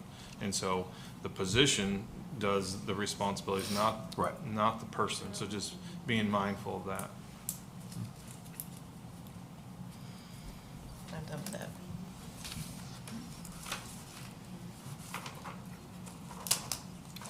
Okay. Anything else on that matter? Yeah. All right, the planner change, that's a big one. And net, that adding that position would be less than what we would project Chen Moore to be. So if we add, we're not talking about one position, we're talking about two positions. We'd have a director of planning, and we'd have like a planning tech or planning coordinator. So we'd have two people, 40 hours, that'd be 80 hours of staff time versus the 37 that we got a budget for. You know, 3 of which was Nilsa. I think 20 was Lance, and whatever the other portion worked out was, you know, the other lady in their firm. And so when we talk about, you know, a $21,000 increase for personnel costs, but we're not talking about, you know, there was $37,000 for Old Dixie to have, you know, Nilsa's firm Chin Moore, that they gave us an estimate. If we had an in-house planning team, they can take care of all that. So, you know, there's a couple of projects. If we're going to update a comprehensive plan, there's going to be significant cost that comes with that from a planning team. So my guess, you know, at Nilsa's new rate or you know, Lance's new rate, to update that comprehensive plan and go through that review process that with the EAC and with council, it's gonna cost us more money. So I do believe we're gonna be saving money in the long run with that, and I think it provides a resource for me and my department to help with planning. I'm supportive of that change that you proposed. Yeah, I think long-term, that's the right move. So historically, I recently found out we used to have this, and then it got removed. And I won't say why, maybe, it's not very nice. It wasn't me, it was before my time. But I'd like to maybe go back to that, because the fact that everything else is in-house, and everything's very dedicated then. So our planner would be fully dedicated to just this village, and they can hold strong to whatever the council and staff really want to move forward with, any projects or even redevelopments coming in. And looking at it from a cost view, I understand the budget in the long run, you know, the hours versus the specialty projects we've been taking on, and I know there's probably gonna be a few more coming that way. With the director, I mean, those directors are not cheap either. I mean, directors in general are not inexpensive, plus the other benefits. So I don't even know what the current directors of that kind of career would be seeking, because we obviously want a good one and someone with some experience, and then they can have their teammate with them. That's the number I'm looking for. Is, do you have that idea? Well, we'll establish a range for positions like Yeah, we do every okay. other, and based on the qualifications and experience, we'll pay them based on, but it'll be within a range Okay. that we've established with council. I mean, But I do like the idea of the in-house dedicatedness. I mean, it's really hard because, again, we have relationships and we're a small town and we really get these relationships going. But at the end of the day, you know, if we used to have something like that, and when we did have it, our little village wasn't booming like it is now. So I think it's important we go in prepared for what's coming our way and make sure we do it right by the residents. Make sure we have a dedicated team, unfortunately. Does our charter directs us at that director level, correct? We can't just bring a planner on. We need to have somebody that's qualified at that level, who will be paid at the level that other directors are. So if you're talking about charter, I mean, the council established the department, which is already established, and it's my job to fill the position. And so this is my recommendation to fill the position. I'm not bringing a renewal contract to you. I'm Right. bringing a budget for it. It would be foolish for me in my career to bring in somebody and not have somebody qualified. I mean, so, Understood. I mean, it's just like, I didn't mean it just that like way, any please. other department, I would make sure we have somebody qualified to do the job. Yeah. Okay. As I said, I support the two positions. I do as well. Yeah, I think I'm in favor of it. You know, another thing, like I was thinking of, you know, the guest parking analysis that I think council felt like we needed to do it, but when the pricing came to do it and it wasn't funded, we weren't able to proceed. I mean, could they even do that kind of thing, or is something like that still a specialty we're going out? I would think that's still especially because you're having people staff hours sitting out there counting traffic and doing analysis, but I mean, we'll take a look at it. I've never done a parking study analysis. I don't have 100% knowledge of what that entails, but I know as part of their proposal, they were talking about the number of staff hours they would take to sit out there and watch the traffic come and go. And, you know, with only, you know, a limited staff, I don't know that would be something that we would take on, but I mean, we'll look at it as it comes if we still want to pursue that. I know, I mean, that the planning needs here have continued to increase, I feel like, year by year, especially with all the new development and all of our, you know, the plans we put together. There's just really high demand. I will say, I do want to caution, and this is really Jeremy's problem to deal with, and I'm sure you're aware that, you know, based from what I see in other municipalities, it is a hard role to fill. There's a lot of movement in the role. I know there's several municipalities that are scrambling and trying to outsource because they don't have the coverage for the amount of work they have coming in, and like I said, with people leaving, it can be a difficult role. I see it in Palm Beach County and Broward.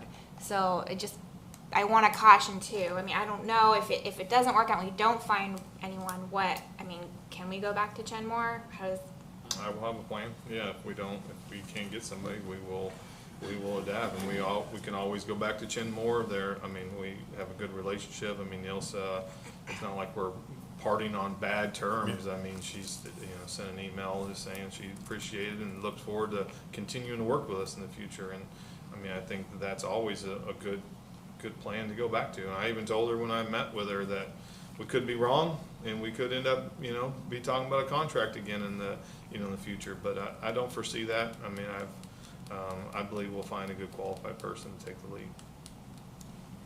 Okay. What else? What's off my list?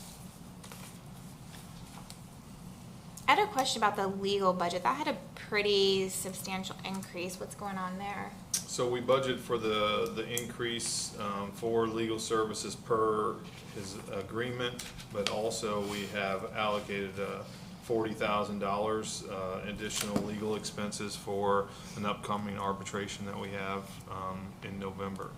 So that's why it's a $55,000 increase. Okay.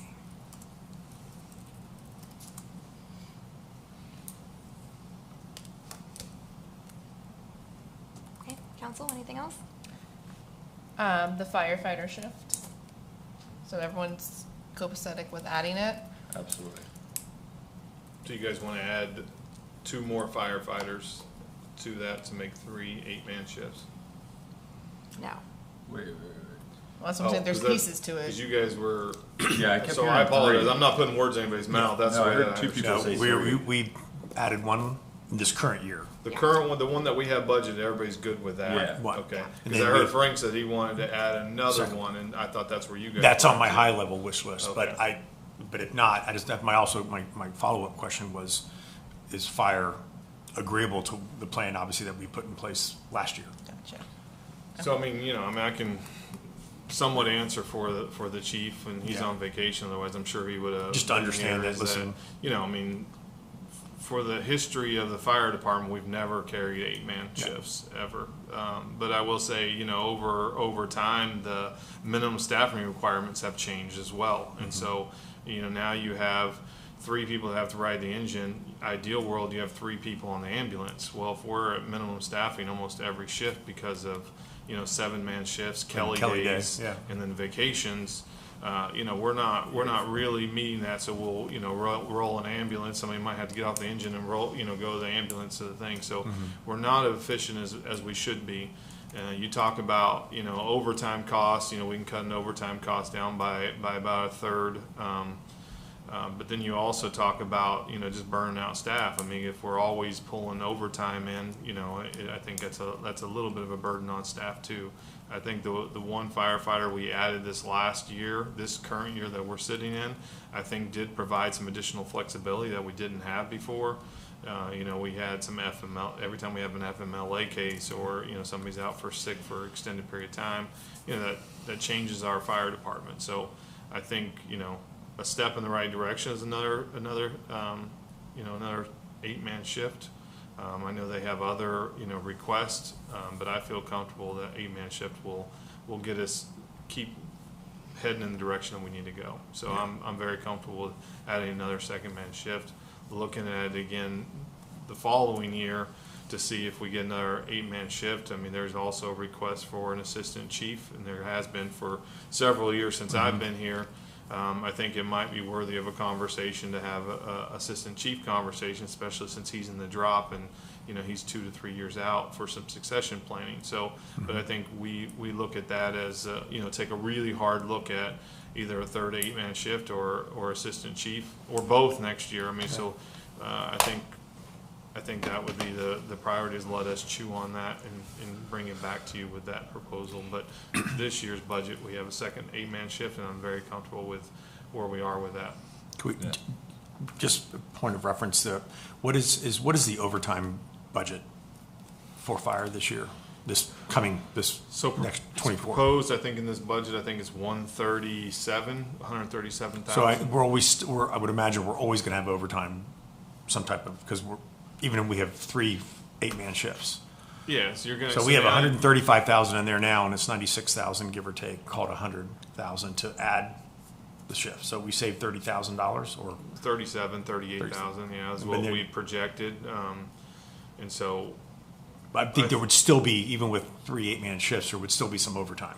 well, what's interesting is with the 8-man shifts, you actually get, there's a couple overlaps. You'll actually have 2 Kelly days per shift on a couple of shifts, and Yeah, I because forget to make, so you'll still see some overtime cost. Yeah. I think he had a percentage, and I think I showed that to you, a percentage of the number of times that we won't have to deal with that, and it's significant. I mean, it's a very good improvement to have 6 men, on a shift. Minimum staffing, I think, is important to them. I think it'll help us as we grow as a fire department. We're kind of regrowing, or because we've had some turnover over there. So I think it is important that we continue down that path. Okay. Yeah, I'm fine with keeping the track of us adding 1 a year. Yeah. 1 year of the 8-man shift, because last summer I was in that ambulance, unfortunately, and there is a lot going on, and there was only the driver and the other one, and then they had to run off on the other truck to back to the station, back to another call. My only question is, I'm curious, with the 8-man shift, do we still have county showing up to help? Absolutely. Yeah, we Okay. have a mutual aid agreement, so we help them, they help us. Because obviously we had that house fire and the whole brigade of everybody was there, which was great. I just, if we're adding, not that I don't want county to come, I just want to make sure we're Yeah, not double wouldn't- dipping in a way. Come anyway. That doesn't change anything for us. I mean, if there's a fire, the great thing about fire and the relationship that's been built with Palm Beach County Fire, if we have a fire, they're rolling.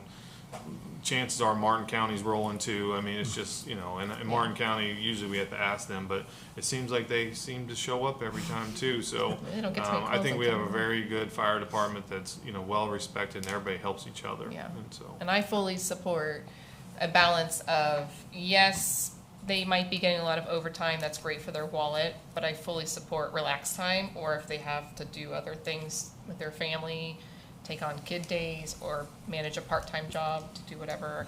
I don't like to see burnout, and I think that was affecting our turnover. A couple years ago, we were having people come and go. We were becoming the training house. So I would like to offer not burnout and make sure that we are balancing it, so we keep our guys and gals happy and strong and healthy and mentally and not overdone. Just to make sure I understand this, so, this year, we're talking a second 8-man shift, that's budgeted, got that. For next year, if we wanted to add a third 8-man shift, are we talking 1 new employee in order to add, or are we talking, like this year, we're just Yes, adding yes. 1 employee? Yes, it's adding the 8-man. There's Okay. 3 8-man shifts. Yeah, so- 8. I'm not an expert on 8 how these firefighter shifts shifts. work. so when Men- we're talking men and about women. next year, Yeah. we're talking about. One more additional employee. We're in this year today. Next year's budget would be what we're proposing. Then the following Yeah. year, 24, 25, we'd be looking at adding the third 8-man shift. Okay, so that's The 1 eighth employee, person, 1 right. additional Yeah, the firefighter. 8th person. Right. Got it. We're Okay. operating 7 out of 8. I like it staggered because I think it gives us opportunity to make sure it's the right thing to do. Continue to add, like you said, maybe we add the 8th like we're planning to this year, and it doesn't help with retention. So it's like all those things we can analyze to see if it's worth adding. So yeah, I'm in favor of staggering it how we have now. Quick question on the amount of reserves in the funds. I know that we have been striving for the 3 month of reserves in the general fund, but as I was reviewing the budget and the projected unrestricted funds in our the building fund and the enterprise funds, do we have anything like set in stone for actual percentages we should have for reserves in those? So we don't have a policy. One of the things that Jeff and I will be bringing to you guys soon is the new 3-month operating policy. But part of that, we're going to add some language on where we should be with those funds and targeting 17%. So that way, whether this council's here or not, the next council will know what our target is. I know I've been asked that several times, and what our answer's always been, well, it's common practice. Well, we'll actually have a target. The building fund is typically, and I think there's a state statute that covers it, it's 50% of the operating, but you can't carry more than 50% of for a 4-year period, otherwise you have to give back. So we will have all that in the new policy, and that would be brought to you guys soon. I would say in the next month or two, so that way it's part of this process. So that way we can continue to look at the 3-month operating as well as those targets for utilities and the building fund. All right, great. Kind of circling back, you brought this up, and to me, this kind of ties into considering reducing the millage rate. 'Cause like I said, it's sometimes not as easy to increase it after you've decreased it. So with the surtax that sunsets in 2026, what's the current plan for that? Or earlier. Or earlier. So what is your current plan for that? Because again, if we lower the millage rate, but then we know that's running out 2026 or earlier, like how do we cover? And I know Well, part of that is you started transferring stuff like the roads to general fund funding, so That's that's over part of it. 500,000, I believe, right? That we'd have to find. Yeah, I mean, roughly, if we wanted to fund the capital the same rate that we're funding, I think the surtax revenue was like 575 projected over a period of time. So I think, the answer to that is, looking for that dedicated revenue source would be very similar to what we've done with Sea Glass as maybe the next big project if it comes on, or basically using new development money to fund that surtax money, and so using it that way.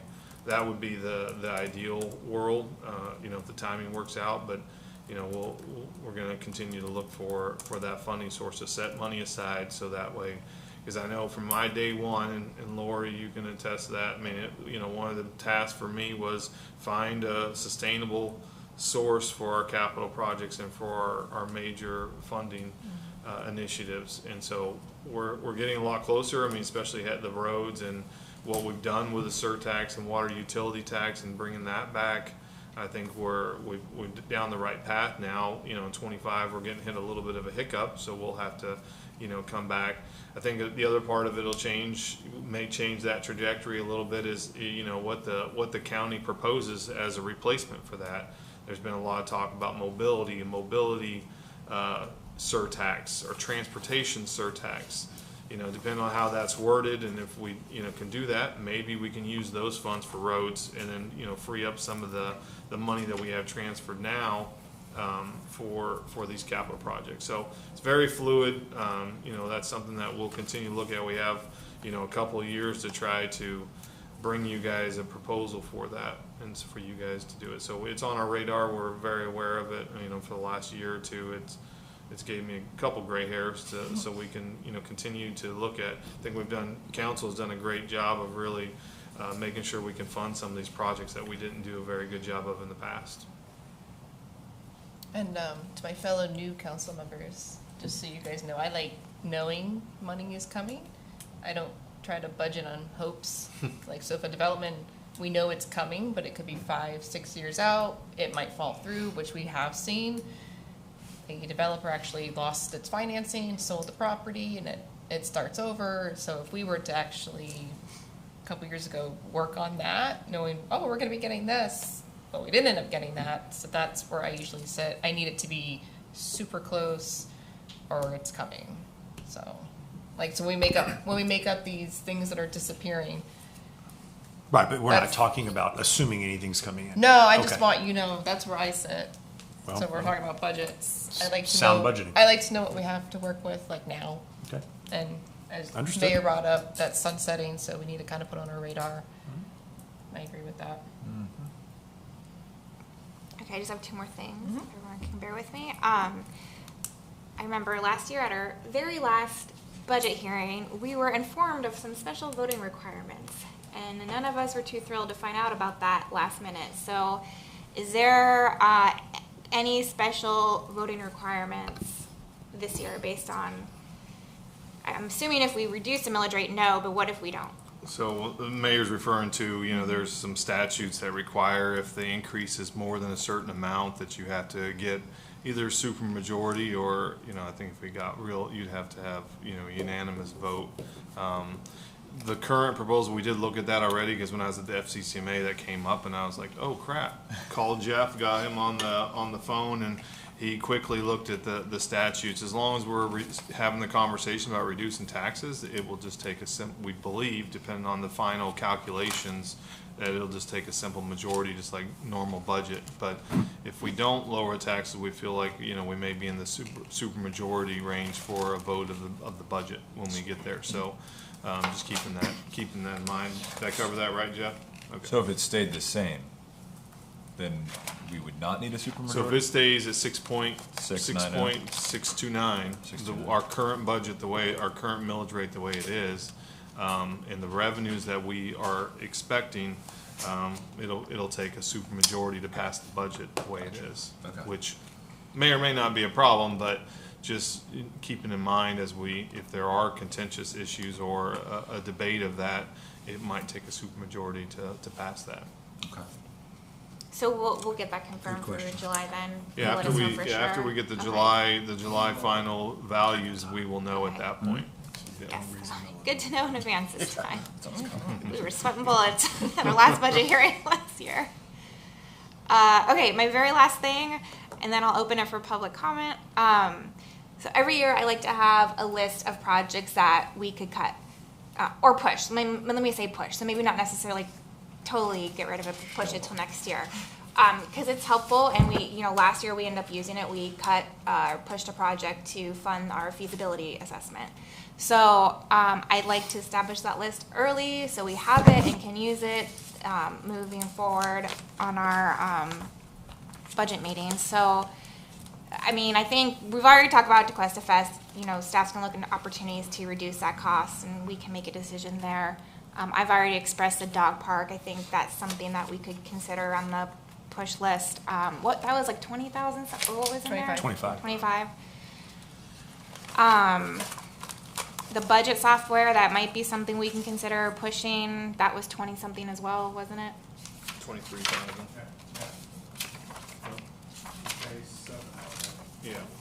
Yeah, the additional increase would be 23,000. Okay. Can you please remind me what is in the tree canopy, the 75,000 for the tree canopy? So we put, based on a recommendation from the EAC let's say over a year ago, there was an analysis done by Mr. Bradford for the country club tree canopy project to replenish that. At the time, we didn't have any like solid hard numbers, so it was kind of a placeholder, $75,000 for tree canopy. Probably won't get us to the complete what we need with a tree canopy if you're starting to talk about TeQuesta Drive, Country Club, and even Seabrook. And there was even some conversation about Old Dixie, but it was just a placeholder. So if we really wanted to,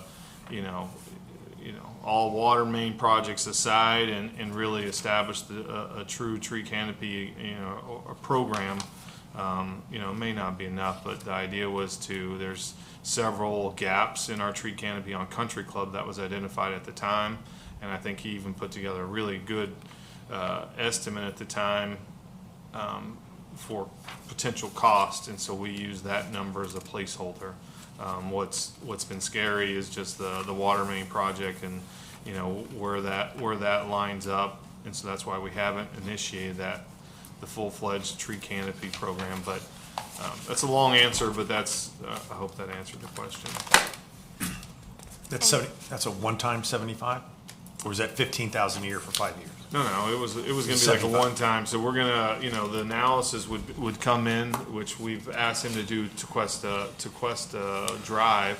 Analysis come in, he's gonna go through there, probably do something very similar to what Mr. Bradford done, identify exactly where the trees would be, so we have a good canopy, and where to plant the live oak trees with root barriers and all the things that, weren't done before, which has caused some problems, but really trying to make sure that we do the tree canopy and do it right. I mean, there's going to be, just the cost of tree, putting in a root barrier and some, trees is going to be costly. But so that's what the $15,000 in the budget for us, for somebody to do that for us and do an analysis for us. And Steve Parker's agreed to do it for that cost.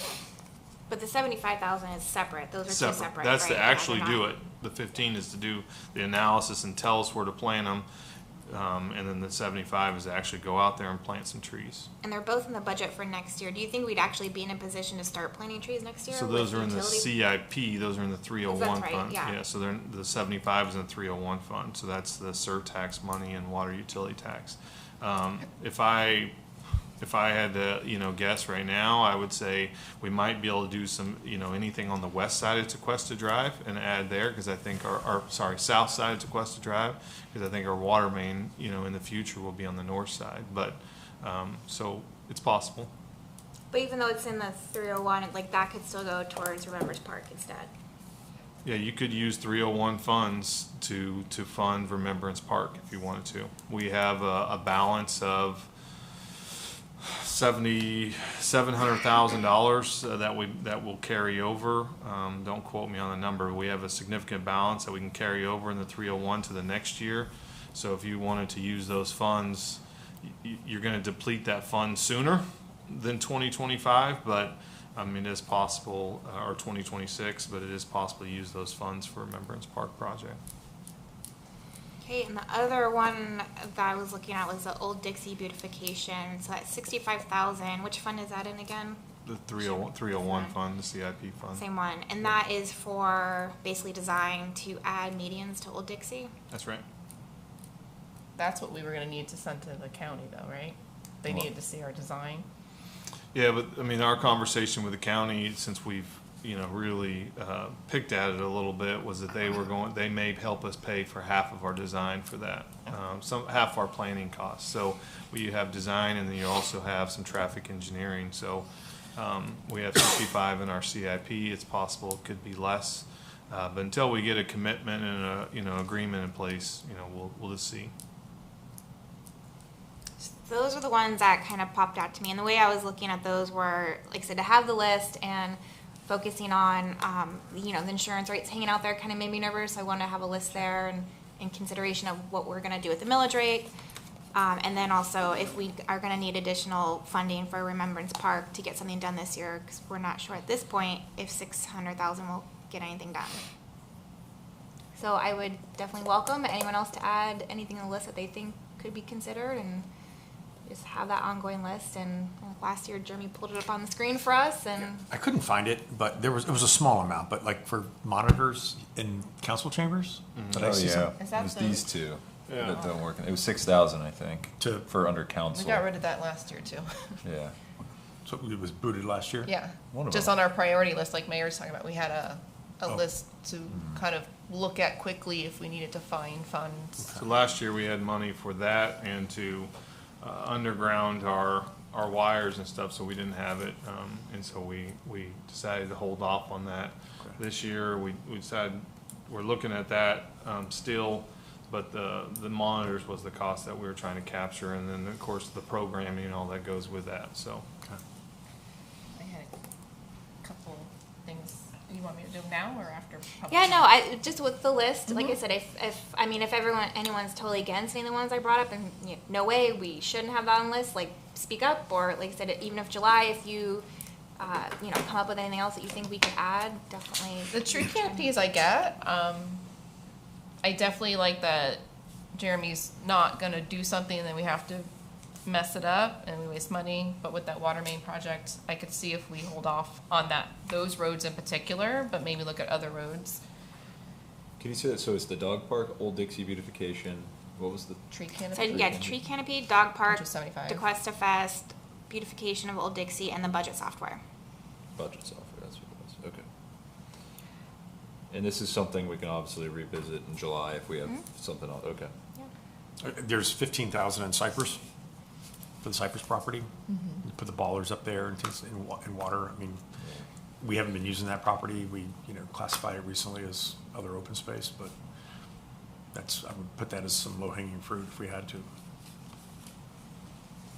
I like the idea of the ballers though for safety. Even if you're like, so if we look maybe in July at cutting that in half, so not doing water, but maybe ballers. The dog park, when you say expand, how big of expansion are we talking about? We're limited on how far we can go anyways. Well, that's what I'm kind of but- asking, but for I think- 25,000. I think the thought general thought, we haven't put this to renderings or anything, but the general thought is maybe add another section, so we have 4 sections, and expand the whole thing out, and then, you know, have Okay, whatever so just expanding the irrigation. fence basically all the way to the shrubbery, kind of. We wouldn't go all the way to shrubbery, because I think you still want a little bit of a walk around Well, there, yeah, so but you could add. That's really the only place I was thinking it I could don't go. know, maybe 15 feet or so, but then add another area that goes Okay. out. So you're talking fencing Yes, for $25,000? and irrigation. I don't even know if $25,000 will get you a new fence out there, to be honest with you, so Okay. we say it's not very much, but, you know, fencing's not cheap. So I was gonna ask Greg, so I'm glad you're here. Do you hear feedback, or do you physically see a lot of people daily visiting our dog parks? They do, They do, okay, so they do get use. they do. Okay. And then pickleball courts, didn't we just resurface those? That's We- for the, oh, sorry, go ahead. So when you're talking about pickleball courts, just for the sake of budgeting, you know, I think we have $8,000 to resurface those courts out there. In the general fund, we also have $40,000 in the CIP to add a sidewalk around there. And the reason for that, I think is in your guys' project list, is, you know, that sits on sugar sand. And so what you have is you have some settling with those pickleball courts. And so you get more cracking on a regular basis, which is why we have to resurface that already. And I go out there and I play occasionally. I'm a terrible pickleball player, but, you know, I went out there and you can already see the cracks already from a year and a half ago when we did those courts. And we feel like, you know, putting that sidewalk around the backside on both sides will provide, you know, kind of a header for that, like what we do with roads, and so help prevent as much maintenance long-term. But it also provides another benefit to our pickleballers, so that right now, if you go into the gates, Keep going down. 2 games have to stop. If you're on the 3rd court over there, it'll allow a walk around, so you can, you know, actually get to the other side without throwing a whole bunch of dirt and sand when you come in, so. Okay, so this is possibly not gonna be a yearly maintenance with this fix. We're gonna have to do maintenance to those courts. They're used a lot. 50-year-old courts plus, and we Okay. put a Band-Aid on them, they look beautiful. And then the for Band-Aid about wears 3 or out. 4 months, but we probably on a daily basis get at least 100 people per day You're busy. playing. It's, Okay. it's incredible. Not saying that the foot traffic is causing these issues, Right. but it's just the aging of the courts. So when we decided to do this project, we didn't want to rebuild them because that would have cost us $1 million. So we basically Okay. did what we could with what we had to work with. And we're gonna see maintenance costs no matter what, you know, on those things. There's just, Okay. That reflective cracking will always come through. yeah. Of course, like Greg said. So Resurface it. bigger goal would be to replace those, but not maybe on our dime. So my mission Gotcha. was to them was, well, $8,000 sounds better than $1 million, and so Well, the that's why I'm return on asking, just return on pushing. investment is a lot better. Just We- trying to understand where your Got it. mindset's going, so we're not just doing the same thing over and I'll over tell again. you right now that the Okay, thank you. one investment that this village made was that. The Okay. biggest investment that we could have done in 22 years that I've been there was that work that we did. Because it has brought that park to life. And it was a ghost town. And, you know, we were right on the cusp of pickleball. It was there, and we were lucky that we got when we did it, because now municipalities are scrambling to convert tennis to pickleball. It's crazy. So, and everybody's trying to play catch-up. The town of Jupiter, all I hear every single day, what's Jupiter doing? What's Jupiter doing? I said, I don't know. They have plans to do Apicoa and then JCP, but, you know, they haven't even started Yeah. work yet, so. They have bigger issues in We Liverpool. timed it really perfectly. It Okay. was a huge investment. So a lot of your constituents use those courts. Okay, well, I like that feedback, thank you. And then I only had one more budget question, it's for you again, Greg. Do you have a budget for our summer camp for 2024? Do I have a budget? Don't we budget sports time in there? It's all in, all the I know, revenue and expenditures. So we in don't it. expend anything on summer camp. I just wanted to give you some feedback real quick, since we're all sitting here too, so you guys can hear me, because I can't talk to you outside. There's been some feedback that it's frustrating that the summer camp is taking over the entire facility as well as the outdoor areas, and that residents who are not in summer camp really have no access during the summer for the most part, except for like later at night. So I don't know if that's something to You know, tweak. That's common through every recreation department everywhere, is that unfortunately camp comes in and, you know, they occupy the entire space. I've been trying to come up with creative ways, but I would have to work with sports time to consider, you know, allowing us to use half the gym for half the day, so that people can still come play basketball and pickleball in the summer months on half. So I don't know how that's gonna work out, but there's 100 kids per week. Yeah, so I don't know what that it's- solution is. I just absolutely want to make sure that you I'll work on it. hear that. I hear it. Because it's not just the little families anymore, and a lot of those little kids years ago are now teens, but they don't really want to do camp, but then they can't go use the facility that their parents are paying for through their tax pay money, so there's a whole other rift right now out there, and maybe we just I know staff will find a nice solution for next year, hopefully. It all depends on if it's sports time, if the owner wants to give up space for, half a day. And they're paying us for that gym space. Right, okay. All right, that is all. Okay. But I'll speak, I plan on having conversations. No worries. So, yeah. I'm sure you do. Thank you. Any other council comments, questions? No, nothing for me. Nope. Nope. Okay, public comment.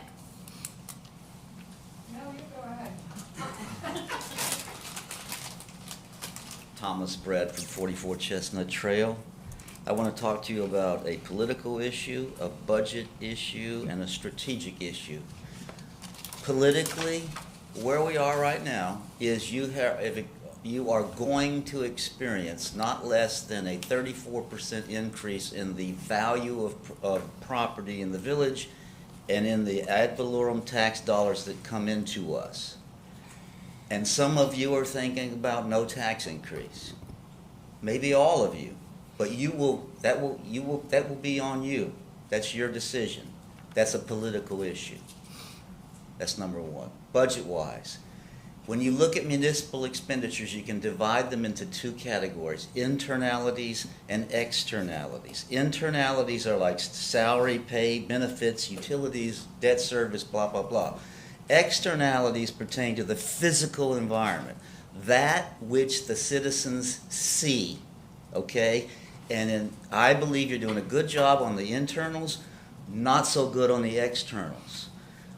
You need to spend money to get these parks built. I see you're heading in that direction. And you need to build the tree canopies. And to put that on the list is very disturbing, because it's the lowest cost way to remove greenhouse gases from the environment. It increases the economic value of the community. It's a win-win. And it provides shade, and it facilitates walking and bicycling, and it makes the place look beautiful. It's universal that people think Old Dixie Highway is horrible. Okay, so get on to it. That's my point. Strategic-wise is somewhat related to budget. Have you ever stopped to ask yourself this question? What would be the average millage rate that would need to be the village's millage rate to make there be a neutral impact to anyone in Tequesta's future annexation areas? Because if you can make that be attainable, now would be the time to do it. Because make it be neutral, and your true financial picture will be even more rich than what you're dealing with right now. In terms of expenditures, I think Tequesta Fest is a joke. I won't even drive down that street when they're having it, but I'm not opposed to having it Tequesta Fest. It's the form of Tequesta Fest that bothers me. I know Juno Beach has art, Palm Beach Gardens has art festivals. Try some other kind of a festival. Something like, how about music, local bands, trucks? But this is not my bailiwick. I am really barking up the wrong tree. but I don't care for the other. Did I leave something out? I don't know. I don't know. Strategic That was budget, your but time. I'm out of time. But I I'm could taking go- notes, I though. could go on. Please do not play with tree canopies. And when that 75 grand, that should be in there every year. If you don't do a project that year, reserve it, the numbers build up. That's great for the ultimate results on those streets. Okay. Next. And as a follow-up to Mr. Bradford, absolutely to Cuesta Fest, $98,000 for rides is just incredible money. And this is the time to do it because you've lost Paradise Park, so you have an excuse to downsize it. As a historian, Cuesta Fest started in Gallery Square, and there was one person on staff that worked for it, Gary Preston. Everybody else was volunteers. Look and see if, you know, there might be people out there who would like to have an art festival. I love that idea. Or something like that, or something like we tried in the Green Market. I'm sure Greg's staff is up to it. But again and again, I stand up here and say, ask people. People want to. You've got the academy. People are coming in and they're coming out and they don't know what to do with themselves. They don't want to be on council maybe, or they can't get on committees. They could be asked, you know, if you've got a place for them to do it. Absolutely. The only other question I have, and I think it's a good idea to bring in your planning people, is do you have space, physical space for their offices? You know, Pat and I have an office and we're not giving it up. So, you know, that would just be my thing. Other than that, you know, I'm pretty much on board with what we talked about tonight. Thank you. I just wanted to comment about the whole issue with Tessa and this business development. To me, you have a Parks and Rec employee that needs to stay in Parks and Rec. I'm sure they need the help there. And it makes a lot more sense to tie that person to where your business licenses are coming from, in my opinion. And I'm just not a real fan, and maybe this is not a good thing, of having the village in the business of really getting out there to find businesses. I think there are other ways to do that.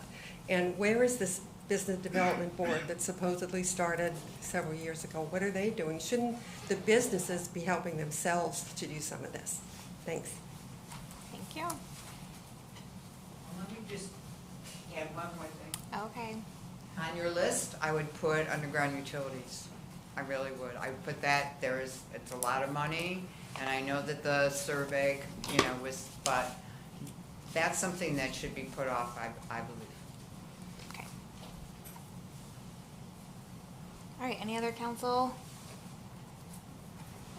I will say in regards to Mr. Bradford's comment about, I don't know the word you use, but about the outward appearance, and a lot of that, like I said, adding things list is to me, I feel like we're spreading the wealth a lot. And so, like, to me, putting together a list, and I've said it several times, is maybe we can actually get Remembrance Park done.